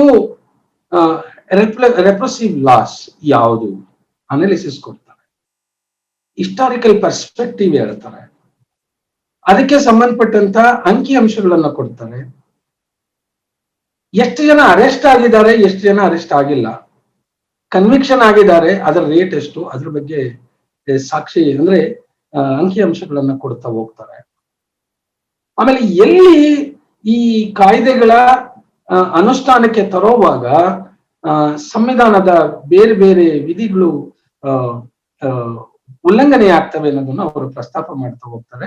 ಹಂಗಾಗಿ ಇದು ಬಹಳ ಇಂಪಾರ್ಟೆಂಟ್ ಆದಂತ ಒಂದು ರಿಪೋರ್ಟ್. ಹಿಸ್ಟಾರಿಕ್ ಆಗಿ ಇಡೀ ಇಂಡಿಯಾದಲ್ಲಿ ಯಾವ ರಾಜ್ಯದವರು ಎಲ್ಲೇ ಇದ್ರೂ ಕೂಡ ಇದನ್ನ ಯೂಸ್ ಮಾಡ್ಕೊಳ್ಳುವಂತ ಒಂದು ಇದಿದೆ. ಇನ್ನ ನಾವು ಇಶ್ಯೂ ಬಗ್ಗೆ ಇದನ್ನ ಮಾಡುವಾಗ ಇದರ ವರದಿ ಕೊನೆ ಭಾಗದಲ್ಲಿ ಇಶ್ಯೂಗಳನ್ನ ಅವರು ಲಿಸ್ಟ್ ಮಾಡ್ತಾ ಹೋಗ್ತಾರೆ. 10 ಇಶ್ಯೂನ ಅವ್ರು ಲಿಸ್ಟ್ ಮಾಡಿದ್ದಾರೆ. ನಾನು ಎಲ್ಲ ಪ್ರಸ್ತಾಪ ಮಾಡ್ಲಿಕ್ಕೆ ಹೋಗುದಿಲ್ಲ. ಈಗಾಗಲೇ ಕೆಲವನ್ನ ಬಾಲನ್ ಅವರು ಪ್ರಸ್ತಾಪ ಮಾಡಿದ್ದಾರೆ, ಸಮರ್ಥವಾಗಿ ಉದಾಹರಣೆಗಳನ್ನ ಕೊಡ್ತಾ ಅದನ್ನ ಸಮರ್ಥವಾಗಿ ಮಂಡಿಸಿದ್ದಾರೆ. ಇಲ್ಲಿ ಬಹಳ ಮುಖ್ಯವಾಗಿ ಪೊಲೀಸ್ನವ್ರಿಗೆ ಎಕ್ಸೆಸಿವ್ ಪವರ್ಸ್ ಕೊಡ್ತೀವಿ ಅಂದ್ರೆ ಅವ್ರಿಗೆ excessive powers, extra powers, excessive powers ಕೊಡ್ತೀವಿ ಅಂತ ಅನ್ನೋದು ಪ್ರಸ್ತಾಪ ಆಗಿದೆ. ಈಗ ಇರೋದೇ ಜಾಸ್ತಿ, ಅದ್ರ ಜೊತೆಲಿ ಈ ತರದ್ದು ಕೊಟ್ರೆ ಅದು ಬೇರೆ ಆಗುತ್ತೆ. ಪೊಲೀಸ್ನವ್ರು ಯಾವಾಗ್ಲೂ ಸರ್ಕಾರದ ಕಂಟ್ರೋಲ್ ನಲ್ಲಿದ್ದು ಇದರಲ್ಲಿ ಹೋಗ್ತಾ ಇರುವಂತದ್ದು ನೋಡ್ತೇವೆ. ನಿಜವಾಗಿ ಅವರು ಪ್ರೊಫೆಷನಲ್ ಆಗಿ ಆಪರೇಟ್ ಮಾಡುವಂತ ಪೊಲೀಸ್ನವರು ಈಗ ಕಡಿಮೆ. ಹಂಗಂತೇಳಿ ನಾವಿವಾಗ ಸುಮ್ಮನೆ ಕೂತ್ಕೊಳ್ಲಿಕ್ಕೆ ಆಗೋದಿಲ್ಲ, ಅದನ್ನ ಚಾಲೆಂಜ್ ಮಾಡಬೇಕು. ಇದು ಮೊದಲನೇ. ಅದು ಕೋರ್ಟಲ್ಲೂ ಚಾಲೆಂಜ್ ಆಗ್ಬೇಕು, ಚಳುವಳಿಗಳ ಮುಖಾಂತರನೂ ಕೂಡ ಚಾಲೆಂಜ್ ಆಗ್ಬೇಕಾಗುತ್ತೆ. ಚಳುವಳಿ ಬಹಳ ಮುಖ್ಯ ಆಗುತ್ತೆ. ಆ ನಿಟ್ಟಿನಲ್ಲಿ ಇದು ಪೂರಕ ಆಗ್ತದೆ, ಆ ಇಶ್ಯೂನ ರೆಲೆವೆಂಟ್ ಇಶ್ಯೂ ಅಂತ. ಇನ್ನೊಂದು ಇಲ್ಲಿ ನಾವು ನೋಡಿದಾಗ ಯಾರ್ಯಾರು ಮೂವ್ಮೆಂಟ್ ನಲ್ಲಿ ಇನ್ವಾಲ್ವ್ ಆಗಿರ್ತಾರೆ. ಇವತ್ತು ನಾವು 16 ಜನ ಭೀಮಾ ಕೊರೆಗಾಂವ್ ಇಶ್ಯೂನಲ್ಲಿ 16 ಜನ ಏನು ಜೈಲಲ್ಲಿದ್ದಾರೆ, ಅವ್ರ ಬಗ್ಗೆ ಪ್ರಸ್ತಾಪ ಆಗ್ತಾ ಇರ್ತವೆ. ಇವರೆಲ್ಲರೂ ಕೂಡ ಮೂವ್ಮೆಂಟ್ ಲೀಡರ್ಸ್. ಕಾರ್ಮಿಕರ ಮುಖಂಡರಿರ್ಬೋದು, ಆದಿವಾಸಿ ಸಮುದಾಯದ ಆ ಇಶ್ಯೂಗಳ ಬಗ್ಗೆ ಇದು ಮಾಡ್ತಿರುವಂತ ಮುಖಂಡರಿರ್ಬೋದು, ಮಾನವ ಹಕ್ಕುಗಳ ಮುಖಂಡರಿರ್ಬೋದು, ಕಲಾವಿದರಿರ್ಬೋದು, ಪ್ರೊಫೆಸರ್ಸ್ ಇರ್ಬೋದು, ಬೇರೆ ಬೇರೆ ವಿಭಿನ್ನ ಬ್ಯಾಕ್ ಗ್ರೌಂಡ್ ನಲ್ಲಿ ಪ್ರಗತಿಪರವಾಗಿ ಸಂವಿಧಾನದ ಚೌಕಟ್ಟಿನಲ್ಲಿ ಕೆಲಸ ಮಾಡುವಂತ ಇವರನ್ನ ಪಿಕ್ ಮಾಡಿ ಅವ್ರನ್ನ ಟಾರ್ಗೆಟ್ ಮಾಡಿ ಲೇಬಲ್ ಮಾಡಿ ಒಳಗಡೆ ಆಗ್ತಿರುವಂತದ್ದು ಅನ್ಯಾಯ ಅಂತ ಎಲ್ರಿಗೂ ಗೊತ್ತಾಗುತ್ತೆ. It is open secret. ನಮ್ಮ ನ್ಯಾಯಾಂಗ ವ್ಯವಸ್ಥೆಗೆ ಇದು ಗೊತ್ತಾಗ್ತಿಲ್ಲ ಅಂದ್ರೆ ಏನ್ ಅರ್ಥ? ಇದ್ರ ಬಗ್ಗೆ ನಾವು ಇನ್ನೊಂದು ಅಧ್ಯಯನನೇ ಮಾಡ್ಬೇಕಾಗ್ಬೋದು ಅಂತ ಕಾಣಿಸ್ತದೆ. ಈಗ ಇದು ನಮಗ್ ಗೊತ್ತಿದ್ರು, ಈಗ ಓಪನ್ ಸೀಕ್ರೆಟ್ ಅಂತೀವಲ್ಲ ಹಂಗೆ, ಇದು ನಮಗ್ ಗೊತ್ತಿದ್ರು, ನ್ಯಾಯಾಂಗ ವ್ಯವಸ್ಥೆನಲ್ಲಿ ಹಿಂಗ ಆಗ್ತದೆ ಅಂತ ಗೊತ್ತಿದ್ರು ನ್ಯಾಯಾಂಗ ವ್ಯವಸ್ಥೆ ಎತ್ತೆಚ್ಕೊಳ್ತಾ ಇಲ್ಲ ಅಂತ ಅನ್ನೋ ಒಂದು ಸಂದರ್ಭದಲ್ಲಿ ನಾವೇನ್ ಮಾಡ್ಬೋದು ಅಂತ ಅನ್ನೋದು ಈಗ ಬಹಳ ಮುಖ್ಯ ಆಗ್ತದೆ. ಸೊ ಆ ನಿಟ್ಟಿನಲ್ಲಿ ನಾವು ಯೋಚನೆ ಮಾಡಬೇಕಿದೆ ಅಂತ. ಇಂಡಿವಿಜುವಲ್ಸ್ನೇ ಟಾರ್ಗೆಟ್ ಮಾಡುವಂಥದ್ದು, ಬಟ್ ನಾಟ್ ಗ್ರೂಪ್ಸ್. ಇದು ಈ ಒಂದು ರಿಪೋರ್ಟ್ ನಲ್ಲಿ ಎದ್ದು ಬರುವಂತ ಒಂದು ಇದು. ಆಮೇಲೆ ಈಗ ಕನ್ವಿಕ್ಷನ್ ರೇಟ್ ಬಗ್ಗೆ ಮಾತಾಡುವಾಗ ಹಿಸ್ಟ್ರಿ ಅದು ಸ್ಟಾಟಿಸ್ಟಿಕ್ಸ್ ಕೊಡ್ತಾರೆ. ವೆರಿ ಲೆಸ್ ಪರ್ಸೆಂಟೇಜ್, 3% ಇಲ್ಲ, ಆರ್ ಕನ್ವಿಕ್ಟೆಡ್. ಉಳಿದವರು ದಿ ಲ್ಯಾಂಗ್ವೇಜ್ ಇನ್ ಜೈಲ್ ಅಂತ. ಅವ್ರಿಗೆ ಏನಾದ್ರು ಕಾಂಪೆನ್ಸೇಷನ್ ಕೊಡ್ತಾರೆ? They are acquitted, they were there in jail, they are there in jail, they were there in jail and they are acquitted. ಅವ್ರದ್ದೇನು ತಪ್ಪು ಮಾಡಿಲ್ಲ ಅಂತ ಗೊತ್ತಾದ್ಮೇಲೆ what is the compensation? There is no compensation. So this is another issue. ಕೋರ್ಟ್ಗಳು ಎಷ್ಟು ಕೇಳ್ತವೆ, ಎಷ್ಟು ಕೇಳೋದಿಲ್ಲ ಅಂತ ಅನ್ನೋದು ಏನೇ ಇದ್ರು ಕೂಡ ನಾವು ಇದನ್ನ ಕೋರ್ಟಿನ ಚೌಕಟ್ಟಿಗೆ ತಗೊಂಡೋಗುವಂಥದ್ದು, ಪದೇ ಪದೇ ತಗೊಂಡೋಗುವಂಥದ್ದು ನಮ್ಮ ಕೆಲಸ ಆಗ್ತದೆ. ಇದ್ರ ವಿರುದ್ಧ ಮಾತಾಡುವಂಥದ್ದು ನಮ್ಮ ಕೆಲಸ ಆಗ್ತದೆ. ಆ ಕೆಲಸ ಮಾಡ್ಲಿಕ್ಕೆ ಇದೊಂದು ಟೂಲ್ ಆಗಿ ಬಳಕೆ ಆಗ್ತದೆ ಅಂತ ಹೇಳಿ ನಾನು ಅನ್ಕೊಂಡೆ. ಈಗ ಇದಕ್ಕೆ ಸಂಬಂಧಪಟ್ಟಂಗೆ ನಾವು ಕಳೆದ ವರ್ಷ 2020 ಅಕ್ಟೋಬರ್ ನಲ್ಲಿ ಒಂದು ಪ್ರೆಸ್ ಮೀಟ್ ಮಾಡಿದ್ವಿ PUC ಅಲ್ಲಿಂದ. ಅದು ಕೂಡ ಈ ವರದಿಯಲ್ಲಿ ಪ್ರಸ್ತಾಪ ಆಗಿದೆ. ಆ ಪ್ರೆಸ್ ಮೀಟ್ ಅಲ್ಲಿ ಬೇರೆ ಬೇರೆ ಪೊಲಿಟಿಕಲ್ ಪಾರ್ಟೀಸು, ಬೇರೆ ಬೇರೆ ಇಂಟೆಲೆಕ್ಚುಯಲ್ಸ್ ಎಲ್ಲರೂ ಕೂಡ ಅದರಲ್ಲಿ ಭಾಗವಹಿಸಿ ಮಾತಾಡಿದ್ರು. ರೆಸ್ಪಾನ್ಸ್ ಬಹಳ ಒಳ್ಳೆ ರೆಸ್ಪಾನ್ಸ್. ಇನ್ಫ್ಯಾಕ್ಟ್ ನಾವು PUC ಅಲ್ಲಿ ನಮಗೆ ಒಂದು ಚೇತನ ಬರ್ಲಿಕ್ಕೂ ಕೂಡ ಅದು ಕಾರಣ ಆಯ್ತು ಅಂತ ಹೇಳೋದು ತಪ್ಪ. ಇದರಲ್ಲೆಲ್ಲ ನಾವು ಈಗ ಸುಧಾ ಭರದ್ವಾಜ್ ಅವರು ಒಳಗಡೆ ಹೋಗಿ 2 ವರ್ಷ ಆಯ್ತು. ನಮ್ಮ ಪ್ರಯತ್ನ ನಾವು ಮಾಡ್ತಿದ್ದೇವೆ. ಅವರು ಏನು ಎದೆಗುಂದಿಲ್ಲ, ಒಳಗಡೆ ಇದ್ದವರು ಇಲ್ಲ, ಡೋಂಟ್ ವರಿ ಅಬೌಟ್ ಮೀ ಅಂತಾನೆ ಹೇಳ್ತಾರ. ನನ್ನ ಬಗ್ಗೆ ನೀವು ಚಿಂತೆ ಮಾಡಬೇಡಿ, ನೀವು ಮೂವ್ಮೆಂಟ್ ನ ಮುಂದಕ್ಕೆ ತಗೊಂಡೋಗಿ ಅಂತ ಹೇಳಿ ಫಾದರ್ ಸ್ಟ್ಯಾನ್ ಸ್ವಾಮಿ ಅವರು ಕೂಡ ಅದನ್ನೇ ಹೇಳುವಂತ ಒಂದು ಇದನ್ನ ನಾವು ಕಂಡಿದ್ದೇವೆ. ಸೊ ಆ ತರ ಸ್ಫೂರ್ತಿ ಮತ್ತೆ ಇದಕ್ಕೆ ಇದಿರುವಾಗ ಇದಕ್ಕೆ ರಾಷ್ಟ್ರ ಮಟ್ಟದಲ್ಲಿ ಒಂದು ಚಾಲನೆ ಕೊಡುವಂತ ಒಂದು ಸಂಘಟನಾತ್ಮಕವಾದಂತ ಪ್ರಯತ್ನ, ಕಾನೂನು ಮತ್ತೆ ಕಾನೂನಿನ ಹೊರಗೆ ಈ ಪ್ರಯತ್ನಗಳು ಖಂಡಿತವಾಗಿ ಆಗ್ಬೇಕಾಗ್ತದೆ. ಆ ನಿಟ್ಟಿನಲ್ಲಿ ನೋಡಿದಾಗ ಇದು ಬಹಳ ಮುಖ್ಯವಾಗಿ ಆರ್ಟಿಕಲ್ 15 ವೈಲೇಷನ್ ಆಗಿದೆ, ಆರ್ಟಿಕಲ್ 19 ವೈಲೇಷನ್ ಆಗ್ತದೆ. ಪರ್ಟಿಕ್ಯುಲರ್ ಆಗಿ ಅಲ್ಪಸಂಖ್ಯಾತ ಸಮುದಾಯಗಳನ್ನು ಟಾರ್ಗೆಟ್ ಮಾಡಿ ಅವ್ರನ್ನ ಲೇಬಲ್ ಮಾಡಿ ಮಾಡ್ತಾ ಇರುವಂತದ್ದು. ಮುಸಲ್ಮಾನರಿಗೆ ಇರ್ಬೋದು ಟೆರರಿಸ್ಟ್ ಅಂತ ಹೇಳಿ, ಕ್ರೈಸ್ತರನ್ನಿರ್ಬೋದು ಅವರು ಮತಾಂತರ ಮಾಡ್ತಾರೆ ಅಂತ ಹೇಳಿ ಟಾರ್ಗೆಟ್ ಮಾಡುವಂಥದ್ದು ನಿರಂತರವಾಗಿ ನಡೀತದೆ. It goes against article 25. ಇವೆಲ್ಲವನ್ನ ನೋಡಿದಾಗ ನಾವು personal right to life and liberty, personal liberty and dignity ಅಂತ, ಈಗ ಎಷ್ಟೋ ಜನದ್ದು ವೇರ್ ಇಸ್ ಡಿಗ್ನಿಟಿ? ಆ ಲೈಫೇ ಇಲ್ವೇ? ಫ್ರೀಡಮ್ ಇಲ್ಲ, ಲೈಫ್ ಇಲ್ಲ, ಏನಂದ್ರೆ ಏನಿಲ್ಲ. ಸೊ ಹಂಗಾಗಿ ರೈಟ್ ಟು ಲೈಫು ಕೂಡ ಇಲ್ಲಿ ವೈಲೇಷನ್ ಆಗ್ತಿರುವಂತ, ಬದುಕುವ ಹಕ್ಕನ್ನೇ ಕಸ್ಕೊಂಡಿರುವಂತ ಈ ಕರಾಳ ಕಾನೂನುಗಳಿರಬೇಕಾದ್ರೆ ಇವೆಲ್ಲವೂ ಹೋಗ್ಬೇಕು ಅಂತಾನೆ ಒಂದು ದೊಡ್ಡ ಚಳುವಳಿನೇ ಆಗ್ಬೇಕಾಗ್ತದೆ. ಇಂಡಿಯಾದಲ್ಲಿ, ಭಾರತದಲ್ಲಿ ಈ ತರ ಅನ್ಯಾಯವಾದಂತಹ ವ್ಯವಸ್ಥೆಗಳು ಬಂದಾಗ ಪ್ರತಿರೋಧ ವ್ಯಕ್ತಪಡಿಸುವಂಥದ್ದು ರಕ್ತಗತವಾಗಿ. ಎಲ್ರೂ ಅಲ್ಲ, ನಾವು ಕಡಿಮೆ ಸಂಖ್ಯೆನಲ್ಲಿರೋರೇ ಇರಬಹುದು, ಆದ್ರೆ ಈ ರೀತಿ ಒಂದು ಪ್ರತಿರೋಧ ವ್ಯಕ್ತಪಡಿಸುವಂತ ಒಂದು ಸಂದರ್ಭ ಇದಾಗಿರೋದ್ರಿಂದ ನಾವೆಲ್ಲರೂ ಒಟ್ಟಿಗೆ ಸೇರ್ಕೋಬೇಕಾಗ್ತದೆ ಅಂತ ಹೇಳ್ತಾ ಇನ್ನು ಹೆಚ್ಚು ಸಮಯ ಕೊಡ್ಲಾರ್ದೆ, don't punish innocents, don't punish HR defenders. ಅಮಾಯಕರನ್ನ, ನಿರಪರಾಧಿಗಳನ್ನ ಹಿಂಸೆ ಮಾಡಬೇಡಿ, ಮಾನವ ಹಕ್ಕುಗಳಿಗೆ ಗೌರವ ಕೊಡಿ. ನೀವು ಈ ಕರಾಳ ಕಾನೂನುಗಳನ್ನ ವಾಪಸ್ ತೆಕ್ಕೊಳ್ಳೇಬೇಕು. ಇದನ್ನ ಹಿಂಗೆ ನಡೀಲಿಕ್ಕೆ ಬಿಟ್ರೆ ಸಂವಿಧಾನನೂ ಇರೋದಿಲ್ಲ, ಪ್ರಜಾಪ್ರಭುತ್ವನೂ ಇರೋದಿಲ್ಲ.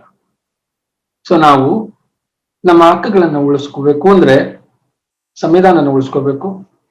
ಸಂವಿಧಾನ ಉಳಿದ್ರೆ ಪ್ರಜಾಪ್ರಭುತ್ವ ಉಳಿಯುತ್ತೆ.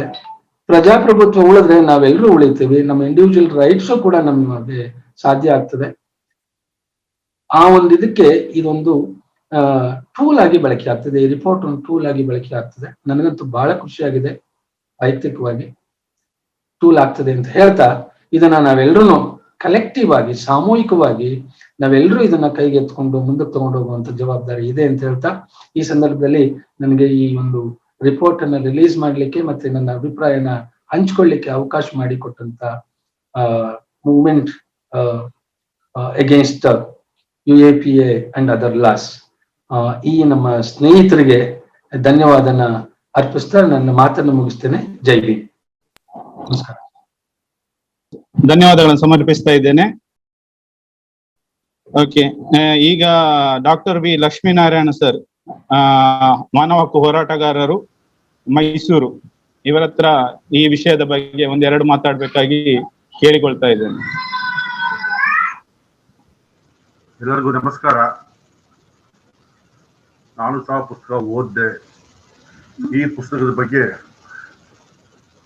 ಕಾಮ್ರೇಡ್ ಬಾಲನ್ ಮತ್ತು ನಮ್ಮ PUC ಅವರು ಸಾಕಷ್ಟು ಕೂಡ ಮಾತಾಡಕ್ ಹೋಗ್ತದೆ, ಚೆನ್ನಾಗಿ ಮಾತಾಡಿದ್ರೆ ನಾನು ಅದನ್ನೆಲ್ಲ ಮತ್ತೆ ಪುನರುಚ್ಚಾರ ಮಾಡ್ಲಿಕ್ಕೆ ಹೋಗೋದಿಲ್ಲ. ನನಗೆ ಒಂದು ಜ್ಞಾಪಕ ಬರ್ತದೆ, ಇವತ್ತಿನ ಪರಿಸ್ಥಿತಿನಲ್ಲಿ ತುರ್ತು ಪರಿಸ್ಥಿತಿ ಇದೆಯಲ್ಲ, ಈ ದೇಶದ ತುರ್ತು ಪರಿಸ್ಥಿತಿ, ಇದ್ರಂತ ತುರ್ತು ಪರಿಸ್ಥಿತಿಯಲ್ಲಿ ಸುಮಾರು ತಿಂಗಳ ಕಾಲ ರಾಜಕೀಯ ಕಾರ್ಯಕರ್ತರನ್ನ ಅವತ್ತು DIR ಮತ್ತು ಮೀಸಾ ಕಾನೂನು ವಿರುದ್ಧ ಸುಮಾರಿ ಬಂಧಿಸಿ ಕೊಲೆ ಮಾಡಿ ಕಿರುಕುಳ ಎಲ್ಲ ಕೊಟ್ರು. ನಂತರ ಇಲ್ಲಿ ತುರ್ತು ಪರಿಸ್ಥಿತಿಯನ್ನ ವಾಪಸ್ ತರೋದು ಒಂದು ಬಹಿರಂಗ ಪರಿಸ್ಥಿತಿ ಬಂದಾಗ ಉಂಟಾದಂತಹ ಒಂದು ಅಲೆ ಇದೆಯಲ್ಲ, ಪ್ರಜಾಸತ್ತಾತ್ಮಕ ಮೌಲ್ಯಗಳ ಅಲೆ, ಆ ಅಲೆ ಅಂತ ಹೇಳಿದ್ರೆ ಯಾವತ್ತು ಗೀಸ ಬೇಡ ಅಥವಾ ಒಂದು ದೊಡ್ಡ ಒಂದು ಅಲೆ ಎದ್ದು ಅವತ್ತಿನ ಮಟ್ಟದಲ್ಲಿ ಮಾನವ ಹಕ್ಕುಗಳ ಹೋರಾಟದ ಒಂದು ಹೊಸ ಅಲೆನೇ ಮುಂದಕ್ಕೆ ಬಂತು. ನಾನು ಯಾಕೆ ನೆನಪಿಸ್ಕೊಳ್ತಾ ಇದ್ದೀನಿ ಅಂತ ಹೇಳಿದ್ರೆ, ಇವತ್ತು ನಾವೆಲ್ಲ ಕೆಲಸ ಮಾಡ್ತಾ ಇದ್ದೀವಿ, ಮಾನವ ಹಕ್ಕುಗಳ ಕಾರ್ಯಕರ್ತರು ನಾವೆಲ್ಲ ಬಹಳ ಪ್ರಾಮಾಣಿಕವಾಗಿ ದೇಶಾದ್ಯಂತ ವಿವಿಧ ರೂಪದಲ್ಲಿ ಮಾಡ್ತಾ ಇದ್ದೀವಿ, ಯಾರು ನಮಗೆ ಗೊತ್ತಿಲ್ಲ. ಅದು ಭೀಮಾ ಕೋರೆಗಾಂವ್ ಬಂದ ನಂತರ ಹೇಗೆ ಅದು ಸೆಲೆಕ್ಟಿವ್ ಆಗಿ ಕಾರ್ಯಕರ್ತರು ಮತ್ತು ಬುದ್ಧಿಜೀವಿಗಳನ್ನ ಸದೆ ಬಡಲಿಕ್ಕೆ, ಅವರ ಬೆನ್ನುಮೂಳೆ ಮುಡಲಿಕ್ಕೆ ಹೊರಟಿರೋದನ್ನ ನಾವೆಲ್ಲ ಪ್ರತಿಭಟನೆ ಮಾಡ್ತಾ ಇದ್ದೀವಿ ದೇಶಾದ್ಯಂತ, ಒಂದ್ ಕಡೆಯಿಂದಲ್ಲ, ಅತಿ ದೊಡ್ಡ ಮಟ್ಟ ರಾಷ್ಟ್ರ ಮಟ್ಟದ ಸನ್ನಾರು ಪ್ರಕಟಣೆಗಳು, ಚರ್ಚೆಗಳು ನಡೀತಾ ಇದೆ. ಈಗ ನಾನೇನು ಹೇಳಲಿಕ್ಕೆ ಇಷ್ಟಪಡ್ತೀನಿ ಅಂತ ಹೇಳಿದ್ರೆ, ಇದು ಅಗತ್ಯವಾಗಿ ಆಗ್ಬೇಕಾದಂತಹ ಒಂದು ಚಳವಳಿ. ಇದನ್ನ ಇನ್ನೂ ಹೆಚ್ಚು ಜಾಸ್ತಿ ಮಾಡಬೇಕಾಗ್ತದೆ. ಜೊತೆಗೆ ಯಾವುದೇ ಬದಲಾವಣೆ, ಅದು ಸಾಮಾಜಿಕ, ರಾಜಕೀಯ, ಆರ್ಥಿಕ ಏನೇ ಆದ್ರೂ ಸಹ ಅಲ್ಟಿಮೇಟ್ಲಿ ರಾಜಕೀಯ ಒಂದು ಪ್ರಯತ್ನದಲ್ಲೇ ಬದಲಾವಣೆ ಸಾಧ್ಯ. ನಾನ್ ಸಲಹೆ ಮಾಡೋದು, ನಾನು ಯೋಚನೆ ಮಾಡಿ ಎಲ್ಲರಿಗೂ ಕೇಳೋದು ಅಂತಂದ್ರೆ, ನಾವು ಈ ಕರಾಳ ಕಾನೂನುಗಳ ವಿರುದ್ಧ, ಅದರಲ್ಲೂ UAPA ವಿರುದ್ಧ ಯಾವ ರೀತಿಯಾದಂತಹ ರಾಜಕೀಯ ಚಳವಳಿನ ಕಟ್ಟಕ್ಕೆ ಸಾಧ್ಯ ಉಂಟು.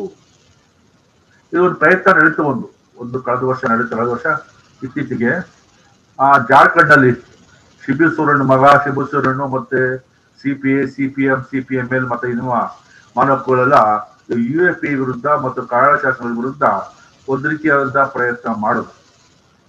ನಂತರದಲ್ಲಿ ಈ ಪ್ರಯತ್ನ ಮುಂದುವರಿಲಿಲ್ಲ. ನಾನು ಏನು ಸಲಹೆ ಮಾಡ್ಲಿಕ್ಕೆ ಇಷ್ಟಪಡ್ತೀನಿ ಅಂತ ಹೇಳಿದ್ರೆ, ಇವತ್ತು ಅನೇಕ ಕಾಂಗ್ರೆಸ್ ಯಾಕಂದ್ರೆ ಆ ಕಾಂಗ್ರೆಸ್ ಅಂತದ್ದು UAPನ, ಇದೇ ಚಿದಂಬರಮೇ ಎಕ್ಸ್ಪರ್ಟ್ ಸದೆ ಬಡಿಯೋದ್ರ ಹಕ್ಕುಗಳನ್ನ. ಬಟ್ ಅನೇಕ ಜನ ಶಾಸಕರು ಮತ್ತೆ ಸಂಸತ್ ಸದಸ್ಯರು ಈ ಕಾನೂನಿನ ವಿರುದ್ಧ ಆಗಿದ್ದಾರೆ. ಸೊ ಹೀಗಾಗಿ ನಾವು ಇವತ್ತು ಮಾನವ ಹಕ್ಕುಗಳ ಹೋರಾಟ ಚಳವಳಿಯ ಜೊತೆಗೆ ಒಂದು ರಾಜಕೀಯ ಒತ್ತಡದ ಗುಂಪು ಮತ್ತು ಪ್ರಯತ್ನಗಳನ್ನ ಮಾಡಬೇಕಾಗ್ತದೆ. ಆಗ ಎಲ್ಲ ಬದಲಾವಣೆ ಸಾಧ್ಯನಾ ಅಂತ ಹೋದಾಗ್ತದೆ. ಯಾಕೆ ಅಂತ ಹೇಳಿದ್ರೆ, ಇವತ್ತು ಪರಿಸ್ಥಿತಿ ಡೆವಲಪ್ ಆಗ್ತದೆ ಇಂಡಿಯಾ ದೇಶದಲ್ಲಿ. ಅದು ಈ ಕರೋನಾ ಮಹಾಮಾರಿಯ ಒಂದು ಸಂದರ್ಭದಲ್ಲಿ ಸಮಾಜದ ಎಲ್ಲಾ ವೈರುಧ್ಯಗಳು ತೀವ್ರವಾಗ್ತದೆ ಈಗ.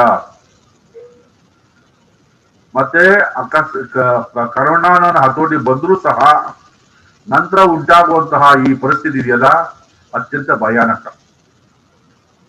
ಈ ಭಯಾನಕರು ಜ್ಞಾಪಿಸ್ಕೋಬೇಕಾದ್ರೆ ನೀವು ಸ್ಪ್ಯಾನಿಷ್ ಫ್ಲೂ 1818 ಇಸ್ವಿ ಆಯ್ತಂತ ಸ್ಪ್ಯಾನಿಷ್ ಫ್ಲೂ ಅದು ಜ್ಞಾಪಿಸ್ಕೋಬೇಕು. ತದನಂತರ ಹೇಗೆ ಪ್ರಪಂಚಾದ್ಯಂತ ಬಿಕ್ಕಟ್ಟು ತೀವ್ರಗೊಳ್ತು, ಹೇಗೆ ಅನೇಕ ಹೊಸ ಹೊಸ ಎಕನಾಮಿಕ್ ಥಿಯರೀಸ್ ಬಂತು, ಸೊಲ್ಯೂಷನ್ಗಳು ಬಂದು, ಮತ್ತೆ ಜನಪರ ಹೋರಾಟಗಳು ಹಿಂದೆ ಮುಂದುವರಿತು. ಸೊ ಇದನ್ನು ಜ್ಞಾಪಕ ಇಟ್ಕೋಬೇಕು.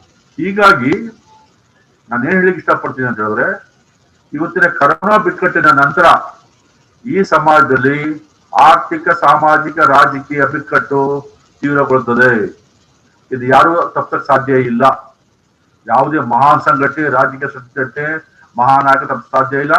ಇದು ಯಾವುದೇ ಬೇರೆ ಬೇರೆ ರೂಪದಲ್ಲಿ ಜನಗಳ ಪ್ರತಿರೋಧ ಮತ್ತು ಹೋರಾಟ ಮುಂದೆ ಬರ್ತದೆ.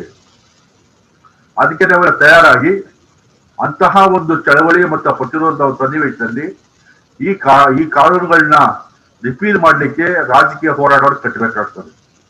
ಅದಕ್ಕಾಗಿ ನಾನು ಒಟ್ಟಾರೆ ಹೇಳೋದೇನೆಂದರೆ, ಮಾನವ ಹಕ್ಕುಗಳ ಹೋರಾಟಗಾರರ ಹೋರಾಟದ ಜೊತೆಗೆ ರಾಜಕೀಯ ಶಕ್ತಿಗಳ ಕ್ರೋಢೀಕರಣ ಮತ್ತು ಒಂದು ಜನಾಭಿಪ್ರಾಯ ರೂಢಿಸ್ಲಿಕ್ಕೆ ನಾವೆಲ್ಲ ಪ್ರಯತ್ನ ಪಡಬೇಕು ಅಂತ ಹೇಳ್ತಾ ನಾನು ಮಾತು ಮುಗಿಸ್ತೀನಿ. ನಮಸ್ಕಾರ. ಧನ್ಯವಾದಗಳು sir, doctor V Lakshminarayan sir ಅವರಿಗೆ. ಯಾವ ರೀತಿ ಚಳವಳಿ ಇದರ ಮುಖಾಂತರ ಪ್ರಯತ್ನ, ಮಾನವ ಹಕ್ಕು ಹೋರಾಟಗಾರರು ಎಲ್ಲರೂ ಸೇರಿಕೊಂಡು ಇಂಥ ಚಳವಳಿಯನ್ನು ನಡೆಸಬೇಕು ಅಂತ ಕೊಂಡಿದ್ದಾರೆ. ಅದೇ ರೀತಿ doctor V S Sridhar, people's democratic forum Karnataka, ಇವರೊಂದಿಗೆ ಕೂಡ ಒಂದೆರಡು ಮಾತಾಡ್ಬೇಕಾಗಿ ಕೇಳಿಕೊಳ್ತಾ ಇದ್ದೇನೆ. ನಮಸ್ಕಾರ. ಕೇಳಿಸ್ತಾ ಇದೆಲ್ಲ? ಅನ್ಮ್ಯೂಟ್ ಆಯ್ತು. ಓಕೆ, ಹೌದು ಸರ್, ಕೇಳಿಸ್ತಾ ಇದೆ. ಈ ಅವಕಾಶಕ್ಕೆ ನಾನು ನಿಮಗೆ ನನ್ನ ನಮಸ್ಕಾರಗಳನ್ನ ಹೇಳ್ತಾ, ಈ ಕರಾಳ ಶಾಸನಗಳನ್ನ ವಿರೋಧಿಸುವಂತ ಕೆಲಸವನ್ನ ಸ್ವಲ್ಪ ಮಟ್ಟಿಗೆ ಸ್ಥಗಿತಗೊಂಡಿತ್ತು. ಆದ್ರೆ ಇದನ್ನ ಮತ್ತೆ ನೀವು ಕೈಗೆತ್ಕೊಂಡು ಅದಕ್ಕೆ ಒಂದು ಪುನರ್ ಚಾಲನೆ ಕೊಟ್ಟಿರೋದು ಈ ಕಾಲದ ಬಹಳ ಅಗತ್ಯವಾದ ಕೆಲಸ ಆಗಿತ್ತು. ಹಾಗಾಗಿ ರಾಜೇಂದ್ರನ್ ಅವರು ಹೇಳಿದಾಗೆ ನಾವು ಎಲ್ಲರೂ ನಿಮ್ಮನ್ನ ಇದಕ್ಕೆ ಅಭಿನಂದಿಸ್ತೇವೆ ಮತ್ತು ಈ ಹೋರಾಟಕ್ಕೆ ಕೈ ಜೋಡಿಸ್ತೀವಿ ಅಂತ ಹೇಳಿ ನಾವು ನಿಮ್ ಜೊತೆ ಇರ್ತೀವಿ ಅಂತ ಕೂಡ ಇಲ್ಲಿ ಹೇಳಕ್ಕೆ ಇಷ್ಟಪಡ್ತೀವಿ. ಈ ಕರಾಳ ಶಾಸನಗಳದ್ದು ಒಂದು ಇತಿಹಾಸನೇ ಇದೆ ಭಾರತದಲ್ಲಿ. ಕಾಮ್ರೇಡ್ ಬಾಲನ್ ಅವ್ರು ಹೇಳ್ದಂಗೆ ಇದನ್ನ ಬಹಳ ಹಿಂದೆ ಬ್ರಿಟಿಷರ ಕಾಲಕ್ಕೂ ಕೂಡ ತಗೊಂಡು ಹೋಗ್ಬೋದು. ಆದ್ರೆ ಈ ಸೆಡಿಷನ್ ಲಾ ಅಂತ ಏನು ಶುರುವಾಯ್ತು ಅದು ಇದರ ಮೂಲದಲ್ಲಿದೆ. ಅಂದ್ರೆ ನಮ್ಮ ಸ್ವಾತಂತ್ರ್ಯ ಬಂದ್ರೂ ಕೂಡ ಆ ಸೆಡಿಷನ್ ಅನ್ನುವ ವ್ಯಾಖ್ಯಾನವನ್ನು ನಾವು ಬದಲಾಯಿಸ್ಕೊಳಕ್ ಹೋಗದೆ ಇರೋದೇ ನಮ್ಮ ಮೊದಲನೇ ದೊಡ್ಡ ತಪ್ಪು ಮತ್ತು ದುರಂತ. ನಾವು ಬಹಳ ಹಿಂದೆ ಒಂದು 25 ವರ್ಷ ಅದಕ್ಕಿಂತ ಹೆಚ್ಚಿನ ಸಮಯ ಆಗಿರಬಹುದು ಈ ಕರಾಳ ಶಾಸನಗಳ ಬಗ್ಗೆ ಒಂದು ಸೆಮಿನಾರ್ ಅಥವಾ ಚರ್ಚೆಯನ್ನ ಇಟ್ಕೊಂಡಿದ್ದಾಗ ಅನಂತಪುರದಿಂದ APCLCಯ ಶೇಷಯ್ಯ ಅವ್ರನ್ನ ಕರೆಸಿದ್ವಿ. ಅವ್ರು ಹೇಳಿದ ಒಂದು ಮಾತು ನನ್ಗೆ ಇವತ್ತು ನಂಬಿಕೆ ಇದೆ. ಏನಂದ್ರೆ, ಈ ಪ್ರತಿ ಸತಿ ಹೊಸದಾಗಿ ಕರಾಳ ಶಾಸನಗಳು ಬಂದಂಗೂ ಅದ್ರೊಳಗಡೆ ಇರೋ ಪ್ರಾವಿಷನ್ಸ್ ಹೆಚ್ಚು ಕಠಿಣ ಆಗ್ತಾ ಇದೆ, ಜನವಿರೋಧಿ ಆಗ್ತಾ ಇದೆ ಮತ್ತು ಮಾನವ ಹಕ್ಕುಗಳನ್ನ ಉಲ್ಲಂಘನೆ ಹೆಚ್ಚು ಮಾಡ್ತಾ ಹೋಗ್ತಾ ಇದೆ. ಇವಾಗ ನಾವು ಕೊರೋನಾ ಕಾಲದಲ್ಲಿ ಬದುಕ್ತಾ ಇದೀವಿ. ಆ ಕೊರೋನಾ ವೈರಸ್ ಹೇಗೆ ಮ್ಯೂಟೇಟ್ ಆಗಿ ಹೊಸ ರೂಪಗಳನ್ನ ಪಡ್ಕೊಳ್ತಾ ಇದ್ವಿ ಮತ್ತು ಅದ್ರ ವಿರುದ್ಧ ಹೋರಾಡೋದನ್ನ ಕಷ್ಟ ಮಾಡ್ತಾ ಇದ್ವಿ. ಅದೇ ಒಂದು ಮೆಟಫರ್ನ ಇಟ್ಕೊಂಡು ಹೇಳೋದಾದ್ರೆ, ಮೀಸಾ ಇಂದ ಹಿಡಿದು ಪೋಟಾ, ಟಾಡಾ, ಇಲ್ಲಿ ಈಗ ಬಂದಿರೋ ಈ UAPA, ಅದ್ರ ಜೊತೆಲಿರೋ NI ಆಕ್ಟ್, ಅವೆಲ್ಲವನ್ನು ನೋಡಿದ್ರೆ ಈ ಕರಾಳ ಶಾಸನಗಳು ಅವಾಗ ಮ್ಯೂಟೇಟ್ ಆಗ್ತಾ ಜನಗಳ ಹಿತವನ್ನ ಇನ್ನ ಹೆಚ್ಚು ಹತ್ತಿಕ್ಕುವ ಅಥವಾ ಹಕ್ಕುಗಳನ್ನ ಹತ್ತಿಕ್ಕುವ ಪ್ರಯತ್ನ ಮಾಡ್ತಾ ಬರ್ತಾರೆ.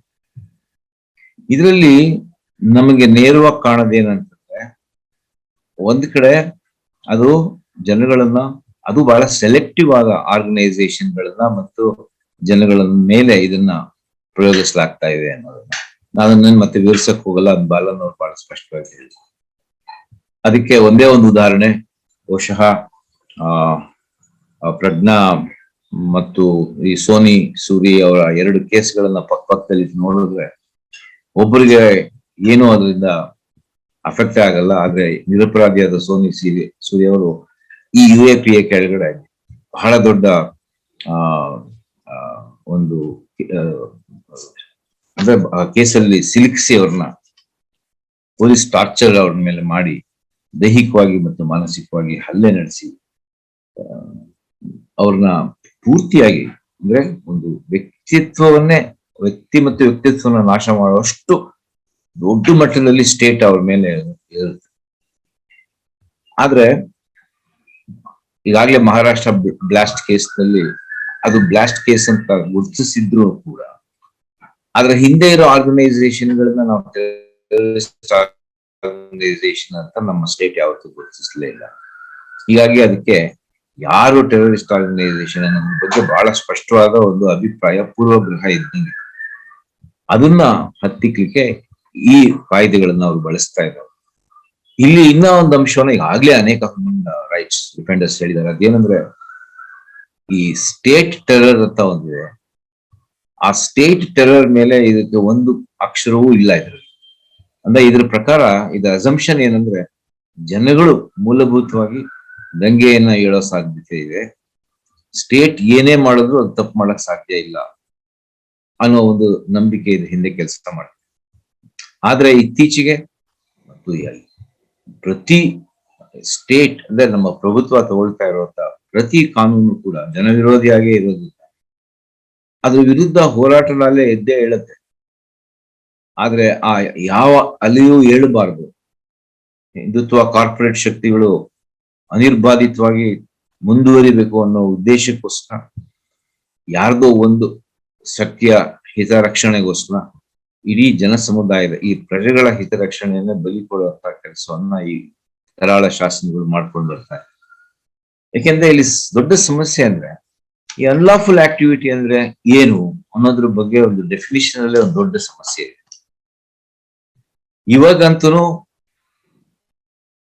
ಈ UAPA ಕೆಳಗಡೆ ಅದರಲ್ಲೂ ಅನ್ಲಾಫುಲ್ ಆಕ್ಟಿವಿಟಿ ಅನ್ನೋ ಡೆಫಿನೇಷನ್ ಕೆಳಗಡೆ ಅವರು ಯಾವುದೇ ರೀತಿಯ ಹಿಂಸಾತ್ಮಕ ಕೃತ್ಯವನ್ನು ಮಾಡ್ಬೇಕಾಗಿಲ್ಲ.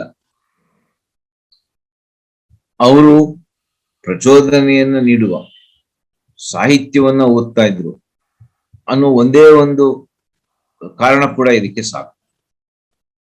ಬೇಕಾದಷ್ಟು ಕೇಸಸ್ ಇದೆ ಇದ್ರ ಬಗ್ಗೆ. ಯಾಕೆಂತಂದ್ರೆ ಈ UAPA ಅನ್ನ ಕುರಿತು 2012 CDR1 ಅವರು ಒಂದು ಪುಸ್ತಕ ತಂದಿದ್ರು. ಈಗ ಬಂದಿರೋ ಈ ಪುಸ್ತಕಕ್ಕೂ ಹೋಲಿಸಿದ್ರೆ ನಮಗೆ ಇನ್ನೂ ಹೆಚ್ಚು ಕೇಸ್ಗಳು ಜಾಸ್ತಿ ಆಗಿದೆ, ಅದರ ಪ್ರಾವಿಷನ್ ಜಾಸ್ತಿ ಆಗಿದೆ. ಇದರಿಂದ ಧಕ್ಕೆಗೆ ಮತ್ತು ಮಾನವ ಹಕ್ಕಿನ ಉಲ್ಲಂಘನೆಗೆ ಒಳಗಾದವರ ಒಂದು ಪಾಡು ಇನ್ನ ಹೆಚ್ಚು ಶೋಚನೀಯವಾಗಿದೆ. ನಾವು ಒಂದು ಹೆಜ್ಜೆನು ಕೂಡ ಇದರಲ್ಲಿ ಪ್ರಜಾಪ್ರಭುತ್ವದ ಕಡೆಗೆ ಹೋಗ ಹಾಗೆ ಇದು ನಮಗೆ ತುಂಬಾ ಆತಂಕವನ್ನ ತರಬೇಕಾಗಿರುವಂತ ಸಂಗತಿ. ಯಾಕೆಂದ್ರೆ ಈ ಒಂದು ವಿಷಯದಲ್ಲಿ ಒಂದು ಜಡ್ಜ್ಮೆಂಟ್ ನ ಇದರಲ್ಲಿ 12 ಈ ಪುಸ್ತಕ ಇದೆ, ಅದರಲ್ಲಿ ಕೋಟ್ ಮಾಡಿದ್ದಾರೆ. ಅದೇನಂದ್ರೆ ಆ ಜಡ್ಜ್ ಹೇಳ್ತಾನ, ಅವ ಯಾವುದೋ ಒಬ್ಬ ವ್ಯಕ್ತಿ ಮೇಲೆ ಒಂದು ರಾಂಚಿಯ ಸೆಷನ್ಸ್ ಕೋರ್ಟ್ ಅಲ್ಲಿ, ನಾನು ಈ FIR ಎಲ್ಲ ನೋಡಿದ್ದೇನೆ, the contents are sufficient to change the attitude of any person. ಯಾವುದು ಅವನು ಏನು ಲಿಟ್ರೇಚರ್ ಸಿಕ್ಕಿತ್ತು ಅದನ್ನು ಓದ್ತಾ ಜಡ್ಜ್ ಹೇಳೋದು, ಇದರಲ್ಲಿರೋ content are sufficient to change the attitude of any person. It's full of criticism of the functioning and structure of state and central governments. True, it is that the citizens have right granted under Article 19(1)(a) of the Constitution. ಇಷ್ಟೆಲ್ಲ ಹೇಳಿದ್ರು ಕೂಡ ಆತ ಹೇಳೋದು, it is not till the accused undertook to propagate their political thoughts that capitalism and democratic systems of governance are dangerous to the advancement of society. Rather, the literature and the books, they go to show that it has such explosive contents which can change the very thinking of ordinary man. ಇದು judgment. ಹಾಗಾಗಿ ನಾನು ಏನು ಓದ್ತೀನಿ, ನಮ್ಮ ಮನೆಯಲ್ಲಿ ಯಾವ ಪುಸ್ತಕ ಇದೆ ಅನ್ನೋದೇ ಸಾಕು ನನ್ನ ಅರೆಸ್ಟ್ ಮಾಡಕ್ಕೆ.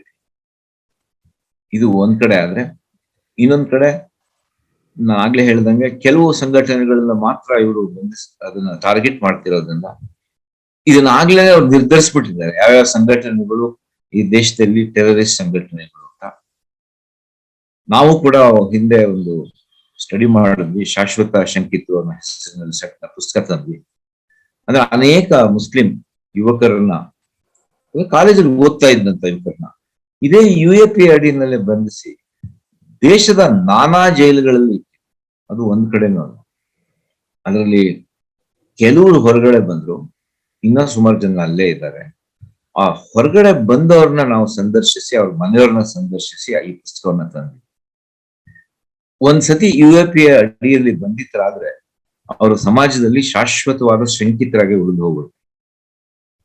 ರಾಜೇಂದ್ರ ಅವ್ರು ಹೇಳ್ತಾ ಇದ್ರು, ಅದ್ರ ಅಕ್ವಿಟಲ್ ಸಂಖ್ಯೆ ಎಷ್ಟು ಕಡಿಮೆ ಇದೆ, ಸಾರಿ ಇದರಲ್ಲಿ ಕನ್ವಿಕ್ಷನ್ ಎಷ್ಟು ಕಡಿಮೆ ಇದೆ ಅಂದ್ರೆ ಅನೇಕ ವರ್ಷಗಳು ಜೈಲಲ್ಲಿ ಇದ್ದು ಕೂಡ ಹೊರಗಡೆ ಬಂದ ಮೇಲೂ ಕೂಡ ಇದರ ಸ್ಟಿಗ್ಮಾ ಮಾತ್ರ ಹೋಗಲ್ಲ.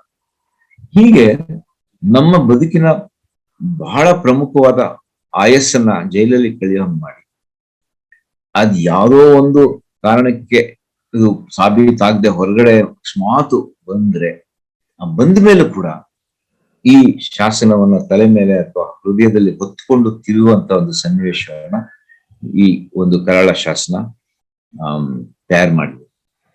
ಯಾಕೆಂತಂದ್ರೆ ಬಹಳ ಅವ್ರು ಬಂದವ್ರಿಗೆ ಏನಾಗಿದೆ ಅನ್ನೋ ಒಂದು ಪ್ರಶ್ನೆ ಇದ್ದಿಲ್ಲ. ಅದು ಬಹಳ ಕಠಿಣವಾದ ಮತ್ತು ಬಹಳ ನೋವಿನಿಂದ ಕೂಡಿದಂತ ಪ್ರಶ್ನೆ. ಎರಡನೇದು ಈಗಾಗಲೇ ಹೇಳಿದ್ದಾರೆ, ಇದರಲ್ಲಿ ಮೂಲಭೂತ ಮಾನವ ಹಕ್ಕಿನ ಉಲ್ಲಂಘನೆ ಯಾಕಾಗತ್ತೆ ಅಂತಂದ್ರೆ ಅರೆಸ್ಟ್ಗೂ ಟ್ರಯಲ್ಗೂ ಆಮೇಲೆ ಅಕ್ವಿಟಲ್ಗೂ ಇರುವಂತ ಒಂದು ದೊಡ್ಡ ಟೈಮ್ ಗ್ಯಾಪ್. ಹೀಗಾಗಿ ಈ UAPA ಮತ್ತು ಅದರ ಹಿಂದೆ ಇದ್ದಂತ ಅನೇಕ ಕರಾಳ ಶಾಸನಗಳ ಉದ್ದೇಶ ಬಹಳ ಸ್ಪಷ್ಟ. ಇದನ್ನ ಅವರು ಅಲ್ಟಿಮೇಟ್ಲಿ ಪ್ರೂವ್ ಮಾಡಿ ಏನು ಆಗ್ಬೇಕಾಗಿಲ್ಲ, ಅವ್ರನ್ನ ಒಳಗಡೆ ಅದರ ಮೂಲಕ ಇಡೀ ದೇಶದ ಪ್ರಜೆಗಳಿಗೆ ಒಂದು ಸಂದೇಶವನ್ನ ಹೊರಡಿಸ್ಬೇಕು. ನೋಡಿ, ನಮ್ಮ ಎದುರು ನೀವೇನು ಮಾತಾಡೋ ಹಾಗಿಲ್ಲ, ನಿಮಗೆ ಸಂವಿಧಾನದಲ್ಲಿ ಇರಬಹುದು ಫ್ರೀಡಮ್ ಆಫ್ ಸ್ಪೀಚ್, ಆದ್ರೆ ಹಾಗನ್ಕೊಂಡು ನೀವು ಅದನ್ನ ಪ್ರಯೋಗಿಸಿದ್ರೆ ಇದು ನಿಮ್ಮ ಗತಿ ಅಂತ ಹೇಳೋದಕ್ಕೋಸ್ಕರ ಈ ಡ್ರಕೋನಿಯನ್ ಲಾಗಳನ್ನ ತಂದಿದ್ದಾರೆ. ಆದ್ರೆ ಇದರ ವಿರುದ್ಧದ ಒಂದು ಹೋರಾಟ ಅವಾಗ ನಡೀತಾ ಇದೆ. ನಿರಂತರವಾದ ಒಂದು ದೊಡ್ಡ ಹೋರಾಟವನ್ನ ನಾವು ಕೈ ಎತ್ಕೋಬೇಕು. ಅಂದ್ರೆ ಈಗಾಗ್ಲೇನೆ ಒಂದ್ ಕಡೆ CAA, ಇನ್ನೊಂದ್ ಕಡೆ ರೈತರ ಹೋರಾಟ, ಹೀಗೆ ಎರಡು ದೊಡ್ಡ ಹೋರಾಟಗಳನ್ನ ನಾವೇನ್ ಕಂಡ್ವಿ ಕಳೆದ 2 ವರ್ಷಗಳಲ್ಲಿ. ಆ ಹೋರಾಟದ ಹಿಂದೆ ಕೂಡ ನಾವು ಈ UAPA ವಿರೋಧವನ್ನ ಕಾಣಬೇಕಾಗಿದೆ ಮತ್ತು ಜನಗಳನ್ನ ಅದ್ರ ಬಗ್ಗೆ ಎಚ್ಚರಗೊಳಿಸ್ಬೇಕಾಗಿದೆ. ನಾನು ಲಕ್ಷ್ಮೀನಾರಾಯಣ ಅವ್ರ ಮಾತನ್ನ ಸಂಪೂರ್ಣವಾಗಿ ಅನುಮೋದಿಸ್ತಾ, ಈ ಕೊರೋನಾ ಕಾಲದ ನಂತರ ಪರಿಸ್ಥಿತಿ ಖಂಡಿತ ಬೇರೆ ಆಗುತ್ತೆ. ಜನಾಕ್ರೋಶ ಹೆಚ್ಚಾಗೋಕೆ ಸಾಧ್ಯತೆ ಇದೆ. ಸರ್ಕಾರ ಎಲ್ಲ ರೀತಿಯಲ್ಲೂ ಕೈ ಚೆಲ್ಲಿ ಕೂತಿದೆ. ಹೀಗಾಗಿ ಯಾವುದೇ ಕಾರಣಕ್ಕೆ ಜನ ಪ್ರತಿಭಟನೆ ನಡೆಸಿದ್ರು ಆ ಪ್ರತಿಭಟನೆಯ ಒಳಗಡೆ ಈ ಕರಾಳ ಶಾಸನದ ಒಂದು ವಿರೋಧದ ಧ್ವನಿಯನ್ನು ನಾವು ಸೇರಿಸಿ ಇದನ್ನ ಒಂದು ಚಳುವಳಿಯಾಗಿ ರೂಪಿಸುವಂತ ಅಗತ್ಯ ಇದೆ. ಅದಕ್ಕೆ ಈ ದಿನ ಈ ಪುಸ್ತಕದ ಬಿಡುಗಡೆ ಮತ್ತೊಮ್ಮೆ ಚಾಲನೆ ಕೊಡ್ಲಿ ಅಂತ ಆಶಿಸಿ ನನ್ನ ಮಾತು ಮುಗಿಸ್ತೇನೆ. ನಮಸ್ಕಾರ. ಧನ್ಯವಾದಗಳು ಸರ್. ಚಳವಳಿಯನ್ನು ನಡೆಸಬೇಕು. ಯಾವ ರೀತಿ ರೈತ ಹೋರಾಟ ಮತ್ತು CAA ಹೋರಾಟ ನಡೀತು, ಅದಕ್ಕಿಂತ ಜಾಸ್ತಿಯಾಗಿ ಈ ಕರಾಳ ಕಾನೂನು ಮತ್ತು ದಮನಕಾರಿ ಕಾನೂನುಗಳ ವಿರುದ್ಧ ನಾವು ಹೋರಾಡಬೇಕಾಗಿದೆ ಅಂತ ಹೇಳಿ ತಿಳಿಸಿದಂತಹ ಡಾಕ್ಟರ್ VS ಶ್ರೀಧರ್ ಸರ್ ಅವರಿಗೆ ಹೃತ್ಪೂರ್ವಕ ಧನ್ಯವಾದವನ್ನು ಸಮರ್ಪಿಸ್ತಾ ಇದ್ದೇನೆ. ಈಗ ನಮ್ಮ ದಾವಣಗೆರೆ ವಕೀಲರಾದಂತಹ Anees Pasha, president people lawyers guild Davanagere, ಇವರು ಒಂದೆರಡು ಮಾತಾಡ್ಬೇಕಾಗಿ ಕೇಳಿಕೊಳ್ತಾ ಇದ್ದೇನೆ. ಎಲ್ರಿಗೂ ನಮಸ್ಕಾರ. ಈ ಒಂದು ಪುಸ್ತಕ ಬಿಡುಗಡೆ ಕಾರ್ಯಕ್ರಮದಲ್ಲಿ ನನ್ನನ್ನ ತಾವು ಮಾತಾಡ್ಲಿಕ್ಕೆ ಅವಕಾಶ ಕೊಟ್ಟಿದ್ದಕ್ಕೆ ಎಲ್ರಿಗೂ ಮತ್ತೊಮ್ಮೆ ಧನ್ಯವಾದ ಹೇಳ್ತೀನಿ. ನಿಜವಾಗ್ಲೂ ನಾನು ಅಡ್ವೊಕೇಟ್ ಆಗಿ ಹೇಳಬೇಕು ಅಂತ ಹೇಳಿದ್ರೆ, ಏನು ಈ ನಾವು ಕೋರ್ಟ್ ನಲ್ಲಿ ಬಹಳ ಜೋರಾಗಿ ಮಾತಾಡ್ತಿರ್ತೀವಿ. ಏನು ಅಂತ ಹೇಳಿದ್ರೆ ಫಂಡಮೆಂಟಲ್ ರೈಟ್ಸ್ ಕರ್ಟೈಲ್ ಆಗ್ತಾ ಇದೆ, ಎವಿಡೆನ್ಸ್ ಆಕ್ಟ್ ನಲ್ಲಿ ಎವಿಡೆನ್ಸ್ ಬರ್ಲಿಲ್ಲ ಅಂತ ಹೇಳಿದ್ರೆ ಇವರಿಗೆ ಕನ್ವಿಕ್ಷನ್ ಕೊಡೋದಕ್ಕೆ ಬರೋದಿಲ್ಲ, ಮತ್ತೆ CRPC ಯಲ್ಲಿ ವೈಲೇಷನ್ ಆಫ್ ರೂಲ್ಸ್ ಆಗಿದೆ. ಹೀಗೆ ಬೇರೆ ಬೇರೆ ರೀತಿಯಲ್ಲಿ ನಾವು ಜೋರಾಗಿ ಹೇಳ್ತೀವಿ. ಆದ್ರೆ ಈ ಒಂದು ಕಾನೂನು ನೋಡಿದಾಗ ಇಲ್ಲಿ ಕಾನೂನು ಎಂಥದ್ದು ಲೆಕ್ಕಕ್ಕೆ ಇಲ್ಲ. ಇಲ್ಲಿ CRPC ಕೂಡ ಇಲ್ಲ, ಎವಿಡೆನ್ಸ್ ಆಕ್ಟ್ ಇಲ್ಲ, ಎಂಥದ್ದು ಇಲ್ಲ. ಯಾಕಂತ ಹೇಳಿದ್ರೆ NIA ಇನ್ವೆಸ್ಟಿಗೇಷನ್ ಮಾಡ್ಲಿಕ್ಕೆ ಮನ್ಸು ಮಾಡಿ ಯಾರ ಮೇಲೆ ಬೇಕಾದ್ರೂ ಏನ್ ಬೇಕಾದ್ರೂ ಫಿಕ್ಸ್ ಮಾಡ್ಬೋದು. ಒಟ್ಟು ಓವರ್ ಆಲ್ ಇದ್ರಲ್ಲಿ ಏನ್ ಕಾಣ್ತಾ ಇದೆ ಅಂತ ಹೇಳಿದ್ರೆ, ಒಬ್ಬ ವ್ಯಕ್ತಿಯನ್ನ ಅವನ ವಾಯ್ಸ್ ಎತ್ತದ ಹಾಗೆ. ಯಾಕಂದ್ರೆ ಹೊರಗಡೆ ಬೇರೆ UAPA ಹಾಕ್ಲಿಲ್ಲ ಅಂತ ಹೇಳಿದ್ರೆ ಅವನು ಆರಾಮಾಗಿ ಬೇಲಿಂದ ಹೊರಗೆ ಬಂದ್ಬಿಡ್ತಾನೆ. ಇವನಿಗೆ ಏನಾದ್ರೂ ಮಾಡಿ ಕಟ್ಟಿ ಹಾಕ್ಬೇಕಪ್ಪ, ಯಾರು ಮಾತಾಡ್ತಾನೆ ಅವನಿಗೆ ಕಟ್ಟಿ ಹಾಕ್ಬೇಕು. ಅಂತವನಿಗೆ ಕಟ್ಟಿ ಹಾಕೋದಕ್ಕೆ ಬೇಕಾಗಿಯೇ ಈ ಕಾನೂನು ಬೇಕಾಗಿರೋದು. ಈ ಯಾವ್ದು ಪಕ್ಷ ಯಾವ್ದು ಸರ್ಕಾರಗಳು, ಎಲ್ಲಾ ಸರ್ಕಾರಗಳಿಗೂ ಕೂಡ ಇದು ಬೇಕಾಗಿದೆ ಅಂತ ಅನಿಸ್ತದೆ. ಆ ಉದ್ದೇಶಕ್ಕೆ ಬೇಕಾಗಿಯೇ ಇದು ಒಂದು ವೆಪನ್ ಆಗಿ ಈ ಸರ್ಕಾರಗಳು ಅದನ್ನ ಯೂಸ್ ಮಾಡ್ತಾ ಇರೋದು ಮೇಲ್ನೋಟಕ್ಕೆ ಕಾಣ್ತಾ ಇರುವಂತದ್ದು. ಯಾಕಂದ್ರೆ ಇದು 1967 ಇಂದ ಕಂಟಿನ್ಯೂಸ್ ಆಗಿ ಇದು ಬರ್ತಾನೆ ಇದೆ, ಚಾಲ್ತಿಯಲ್ಲೇ ಇದೆ. ಒಂದಲ್ಲ ಒಂದು ರೀತಿಯಲ್ಲಿ ಇದನ್ನ ಇನ್ನು ಟಫ್ ಮಾಡ್ಕೊಂಡೇ ಬರ್ತಾ ಇದಾರೆ ಹೊತ್ತು ಅದನ್ನ ಲಿಬರಲೈಸ್ ಮಾಡಿ ಫಂಡಮೆಂಟಲ್ ರೈಟ್ಸ್ ಅನ್ನ ಯಾವ ರೀತಿ ಕೊಡಬೇಕು, ಯಾರಿಗೆ ತೊಂದರೆ ಆಗದ ಹಾಗೆ ಮಾಡಬೇಕು, ಅನ್ನೆಸರಿ ಅಮಾಯಕ ಒಳಗೆ ಹೋಗ್ಬಾರ್ದು ಅನ್ನೋದು ಇದರಲ್ಲಿ ಕಂಡು ಬರೋದೇ ಇಲ್ಲ. ಯಾರು ವಾಯ್ಸ್ ಮಾಡ್ತಾನೆ ಅವನಿಗೆ ಕಟ್ಟಿ ಹಾಕೋದಕ್ಕೆ ಇದು ಬಹಳ ಸುಲಭ ಆದಂತ ಒಂದು ಅಸ್ತ್ರವಾಗಿ ಇದನ್ನ ಉಪಯೋಗ ಮಾಡ್ತಾರೆ. ಅದು ಆಶ್ಚರ್ಯ ಏನಂತ ಹೇಳಿದ್ರೆ, ಪ್ರೈಮಾ ಫೇಸಿ ಮೇಲ್ನೋಟಕ್ಕೆ ಕಾಣ್ತದೆ ಅಂತ ಹೇಳೋದಕ್ಕೆ ಅಲ್ಲಿ ಏನು ಪ್ರೂಫೇ ಇರೋದಿಲ್ಲ. ಈಗ ಶ್ರೀಧರ್ ಸರ್ ಹೇಳಿದ್ರು ಬಹಳ ಚಂದ, ಅದು ಏನ್ ಪ್ರೂಫ್ ಇರ್ತದೆ, ಏನು ಇರೋದಿಲ್ಲ, ಪ್ರೈಮಾ ಫೇಸಿ ಕಂಡು ಬರ್ತದೆ, ಹಾಗಾಗಿ ಬೇಲ್ ಕೊಡೋದಿಲ್ಲ ಅಂತ. ಎಂತ ಬ್ಯಾಡ್ ಲಕ್ ಅಂತ ಹೇಳಿದ್ರೆ, ಮೊನ್ನೆ ನಾವು DJ ಹಳ್ಳಿ ಇನ್ಸಿಡೆಂಟ್ ಅಲ್ಲಿ ನಾವು ನೋಡಿದ್ವಿ. DJ ಹಳ್ಳಿಯಲ್ಲಿ ಒಂದು ಯಾವುದೋ ಒಂದು ಗುಂಪು ಗಲಭೆಯನ್ನ UAPಗೆ ತಗೊಂಡು ಹೋಗಿ ಅಲ್ಲಿ ಅಮಾಯಕ ಹುಡುಗರನ್ನ ಒಳಗೆ ಹಾಕಿದ್ದಾರೆ. ಇದು ದುರಂತ. ಇದು ಈಗ ಸರ್ಕಾರಗಳು ಯಾರಿಗೆ ಬೇಕಾದ್ರೂ ಹೇಗ್ ಬೇಕಾದ್ರೂ ಟಾರ್ಗೆಟ್ ಮಾಡ್ಬೋದು, NIA ಅನ್ನು ಇನ್ವೆಸ್ಟಿಗೇಷನ್ ಮಾಡೋದಕ್ಕೆ ಕಳಿಸ್ಬೋದು. ಈಗ ಮಂಗಳೂರಲ್ಲಿ ಏರ್ಪೋರ್ಟ್ ಅಲ್ಲಿ ಬಾಂಬ್ ಸಿಗುತ್ತೆ, ಅವನು ಸ್ವಲ್ಪ ಹೊತ್ತಿನಲ್ಲಿ ಹುಚ್ಚ ಆಗ್ತಾನೆ, ಅಲ್ಲಿ ಇನ್ವೆಸ್ಟಿಗೇಷನ್ ನಡೆಯಲ್ಲ, NIA ಬರೋದಿಲ್ಲ, ಅಲ್ಲಿ UAPA ಬರೋದಿಲ್ಲ. ಇದು ನಮ್ಮ ಸಿಸ್ಟಮ್ ಈ ರೀತಿ ಇದೆ. ಅಂದ್ರೆ ಎಲ್ಲವೂ ಕೂಡ ಈ ಪೊಲೀಸ್ ಅಧಿಕಾರಿಗಳ ಅವರ ಮತ್ತೆ ಈ ಸರ್ಕಾರದ ಅಂಡರ್ಸ್ಟ್ಯಾಂಡಿಂಗ್ ಅಲ್ಲೇ ನಡೀತದೆ ಹೊರತು ಅವರು ಫೇರ್ ಆಗಿ ಇನ್ವೆಸ್ಟಿಗೇಷನ್ ಮಾಡಿ ಅವ್ರ ಮೇಲೆ ಕೇಸ್ಗಳನ್ನ ಇದು ಚಾರ್ಜ್ ಶೀಟ್ ಅನ್ನ ಹಾಕುವಂತದ್ದು, ಫೇರ್ ಆಗಿ ಹಾಕುವಂತದ್ದು ನಡೀತಾ ಇಲ್ಲ. ನಾವು ಸುಮಾರು ಕೇಸುಗಳನ್ನ ನೋಡಿದ್ದೀವಿ. ನೋಡಿ, ಹುಬ್ಳಿ ಕೇಸಲ್ಲಿ ಅವರು 17 ಜನ ಹುಡುಗರು ಸುಮಾರು 8 ವರ್ಷ ಒಳಗಿದ್ದು ಹೊರಗೆ ಬಂದ್ರು. ಅದು ಹೊರಗೆ ಬಂದ ನಂತರ ಅವ್ರಿಗೆ ಏನ್ ನ್ಯಾಯ ಸಿಕ್ತು? ಅವನಿಗೆ ಒಳಗೆ ಅನ್ನೆಸರಿ ಒಳಗಿದ್ದವ್ರಿಗೆ ಏನು ನ್ಯಾಯ ಸಿಕ್ಕಿದೆ? ಏನು ಇಲ್ಲ. ಈಗ ಆ ಹುಡುಗರು ಮತ್ತೆ CRPC ಕೆಳಗೆ ಇದು IPC ಕೆಳಗೆ ಮ್ಯಾಲಿಸಿಯಸ್ ಪ್ರಾಸಿಕ್ಯೂಷನ್ ಅಂತ ಕೇಸ್ ಹಾಕೋದಕ್ಕೆ ಅವರಿಗೆ ಶಕ್ತಿ ಇರೋದಿಲ್ಲ. ಯಾಕಂದ್ರೆ 7 ವರ್ಷ ಒಳಗಿದ್ದು ಆಲ್ರೆಡಿ ಅವರು ಜೀವನ ಪೂರ್ತಿ ಕಳೆದು ಸುಸ್ತಾಗಿರ್ತಾರೆ. ಇನ್ನು ಮತ್ತೆ ಕೋರ್ಟಿಗೆ ಅಲ್ದಾಡಕ್ ಆಗ್ತಾ ಇಲ್ಲ. ನನಗೆ ಪರ್ಸನಲ್ ಅನ್ಸಿದ್ದು ಏನು ಅಂತ ಹೇಳಿದ್ರೆ, ಏನು ಇನ್ವೆಸ್ಟಿಗೇಷನ್ ಮಾಡಿ ಚಾರ್ಜ್ ಶೀಟ್ ಹಾಕ್ತಾರೆ, ಅವರು ತಪ್ಪು ಮಾಡಿ ಇದು ಬೇಕು ಅಂತ ಅಲ್ಲಿ ಫಿಕ್ಸ್ ಮಾಡಿದಾಗ ಅವ್ರ ಮೇಲೆ ನಾವು ಮ್ಯಾಲಿಸಿಯಸ್ ಪ್ರಾಸಿಕ್ಯೂಷನ್ ಆಗ್ಲಿ, ಮತ್ತೆ ಅದು ಇನ್ನೊಂದ್ ಸ್ವಲ್ಪ ಸ್ಟ್ರಿಕ್ಟ್ ಆಗಿ ಸ್ಟ್ರಾಂಗ್ ಆಗಿ ಏನಾದ್ರು ಒಂದು ಆಕ್ಟ್ ಕೆಳಗೆ ಅವ್ರಿಗೆ ನಾವು PCR ಹಾಕಿ ಆ ಇನ್ವೆಸ್ಟಿಗೇಷನ್ ಆಫೀಸರ್ ಮೇಲೆ ಆಕ್ಷನ್ ತಗೊಳ್ಳುವಂತದ್ದು ಒಂದು ಮಾಡಿದ್ರೆ ಇನ್ನೂ ಅನುಕೂಲ ಆಗುತ್ತೇನೋ ಅಂತ ಹೇಳಿ ನನ್ನ ಈ ಗೆಳೆಯರಲ್ಲಿ ನನ್ನ ಒಂದು ವ್ಯೂ ಅನ್ನ ಹಂಚ್ಕೊಳ್ತಾ ಇದ್ದೀನಿ. ಬಾಕಿದ್ದು ಓವರ್ ಆಲ್ ಎಲ್ಲ ಡೀಟೇಲ್ ಅನ್ನ ಈಗ ಎಲ್ಲ ಹಿಂದೆ ಮಾತಾಡಿದವರು ಹೇಳಿದ್ದಾರೆ. ನನಗೆ ಇಷ್ಟೇ ಅನ್ಸಿದ್ದು ಏನಂತ ಹೇಳಿದ್ರೆ, ಈ ಕಾನೂನುಗಳನ್ನ ಯಾವುದೇ ಸರ್ಕಾರ ಯಾವುದೇ ಕಾರಣಕ್ಕೆ ತೆಗೆಯೋದಿಲ್ಲ, ಅದು ಯಾವುದೇ ಆಗಿರ್ಲಿ. ಯಾಕಂತ ಹೇಳಿದ್ರೆ ಅವರಿಗೆ ಅದು ವೆಪನ್ ಆಗಿ ಯೂಸ್ ಮಾಡೋದಕ್ಕೆ ಬೇಕಾಗಿದೆ. ಅದಕ್ಕೆ ನಾವು ಈಗ ಲೀಗಲ್ ಬ್ಯಾಟಲ್ ಮಾಡೋಣ ಅಂತ ಹೇಳಿದ್ರೆ ಕೋರ್ಟ್ಗಳು ಕೂಡ ಅದೇ ರೀತಿಯಲ್ಲಿ ಫೇರ್ ಆಗಿ ನಾವು ಅಷ್ಟು ಇದು ಮಾಡ್ಲಿಕ್ಕೆ ನಂಬಲಿಕ್ಕೆ ಸಾಧ್ಯ ಇಲ್ಲ. ಹಾಗಾಗಿದಾವೆ. ಅದಕ್ಕೆ ತುಂಬಾ ಸೂಕ್ಷ್ಮವಾಗಿ ಈ ನಮ್ಮ ಹೋರಾಟವನ್ನ ನಾವು ಕರೆಕ್ಟ್ ಆಗಿ ಅರ್ಥ ಮಾಡಿಕೊಂಡು ಇದು ಇನ್ನು ಸ್ವಲ್ಪ ಹೆಚ್ಚಿಗೆ ಡಿಸ್ಕಷನ್ ಮಾಡಿ, ಸಭೆಗಳನ್ನ ಮಾಡಿ, ಚರ್ಚೆ ಮಾಡಿಕೊಂಡು ಒಂದು ತಾರ್ಕಿಕ ಅಂತ್ಯಕ್ಕೆ ಬರೋದಕ್ಕೆ ಪ್ರಯತ್ನ ಮಾಡಬೇಕು ಅಂತ ಹೇಳಿ ನನ್ನ ಅನಿಸಿಕೆ.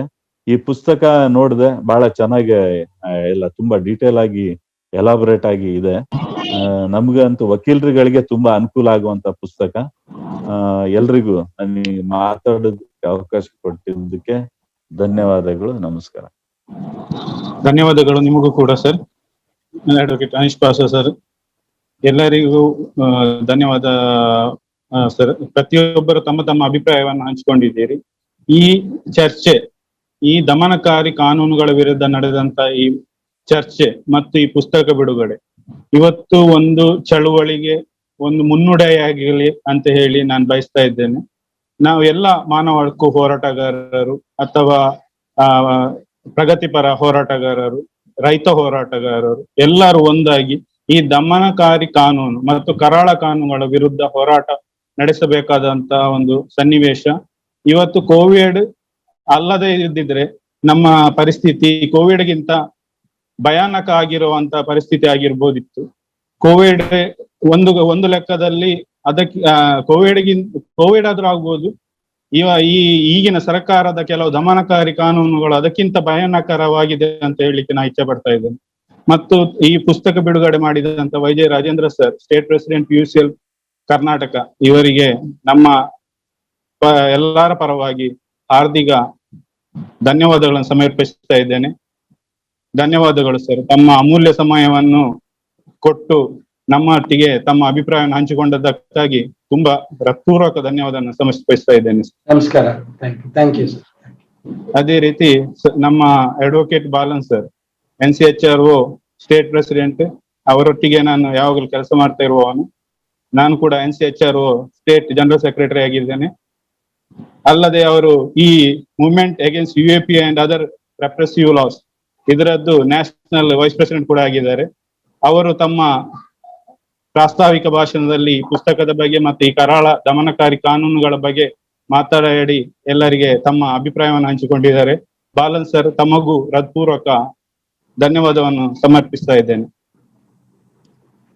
ಅದೇ ರೀತಿ doctor V Lakshminarayan sir, Mysuru, ಇವರು ಕೂಡ ಈ ಕೋವಿಡ್ ಟೈಮ್ ಅಲ್ಲಿ ತಮ್ಮ ಅಮೂಲ್ಯ ಸಮಯವನ್ನು ನಮ್ಮೊಂದಿಗೆ ಹಂಚಿಕೊಂಡಿದ್ದಾರೆ ಮತ್ತು ತಮ್ಮ ಅಭಿಪ್ರಾಯವನ್ನು ಕೂಡ ತಿಳಿಸಿದ್ದಾರೆ.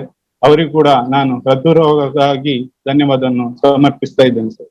ಅದೇ ರೀತಿ ತುಂಬಾ ತಾಳ್ಮೆಯಿಂದ ಮಾತಾಡಿದಂತ ಮತ್ತು ಇದರ ಬಗ್ಗೆ ಬೆಳಕು ಚೆಲ್ಲಿದಂತಹ doctor VS Sridhar sir, people's democratic forum Karnataka, ತಾವು ಕೂಡ ತಮ್ಮ ಅಮೂಲ್ಯ ಸಮಯವನ್ನು ನಮ್ಮೊಂದಿಗೆ ಹಂಚಿಕೊಂಡದಕ್ಕೆ ಮತ್ತು ತಮ್ಮ ಅಭಿಪ್ರಾಯವನ್ನು ಹಂಚಿಕೊಂಡದಕ್ಕೆ ನಾವು ತುಂಬಾ ಆಭಾರಿಯಾಗಿದ್ದೇವೆ ಸರ್. ತಮಗೂ ಹೃತ್ಪೂರ್ವಕ ಧನ್ಯವಾದಗಳು. ಅದೇ ರೀತಿ ಡಾಕ್ಟರ್ ಅನೀಸ್ ಪಾಷಾ ಸರ್, ದಾವಣಗೆರೆ, ತಮಗೂ ವಕೀಲ ವೃತ್ತಿಯಲ್ಲಿ ನಮ್ಮೊಂದಿಗೆ ವಕೀಲ ವೃತ್ತಿಯನ್ನೇ ಮಾಡ್ತಿರುವಂತ ಅನೀಸ್ ಪಾಷಾ ಸರ್ ಅವರಿಗೂ ಹೃತ್ಪೂರ್ವಕ ಮನದಾಳದ ಧನ್ಯವಾದಗಳನ್ನು ಸಮರ್ಪಿಸ್ತಾ ಇದ್ದೇನೆ ಸರ್.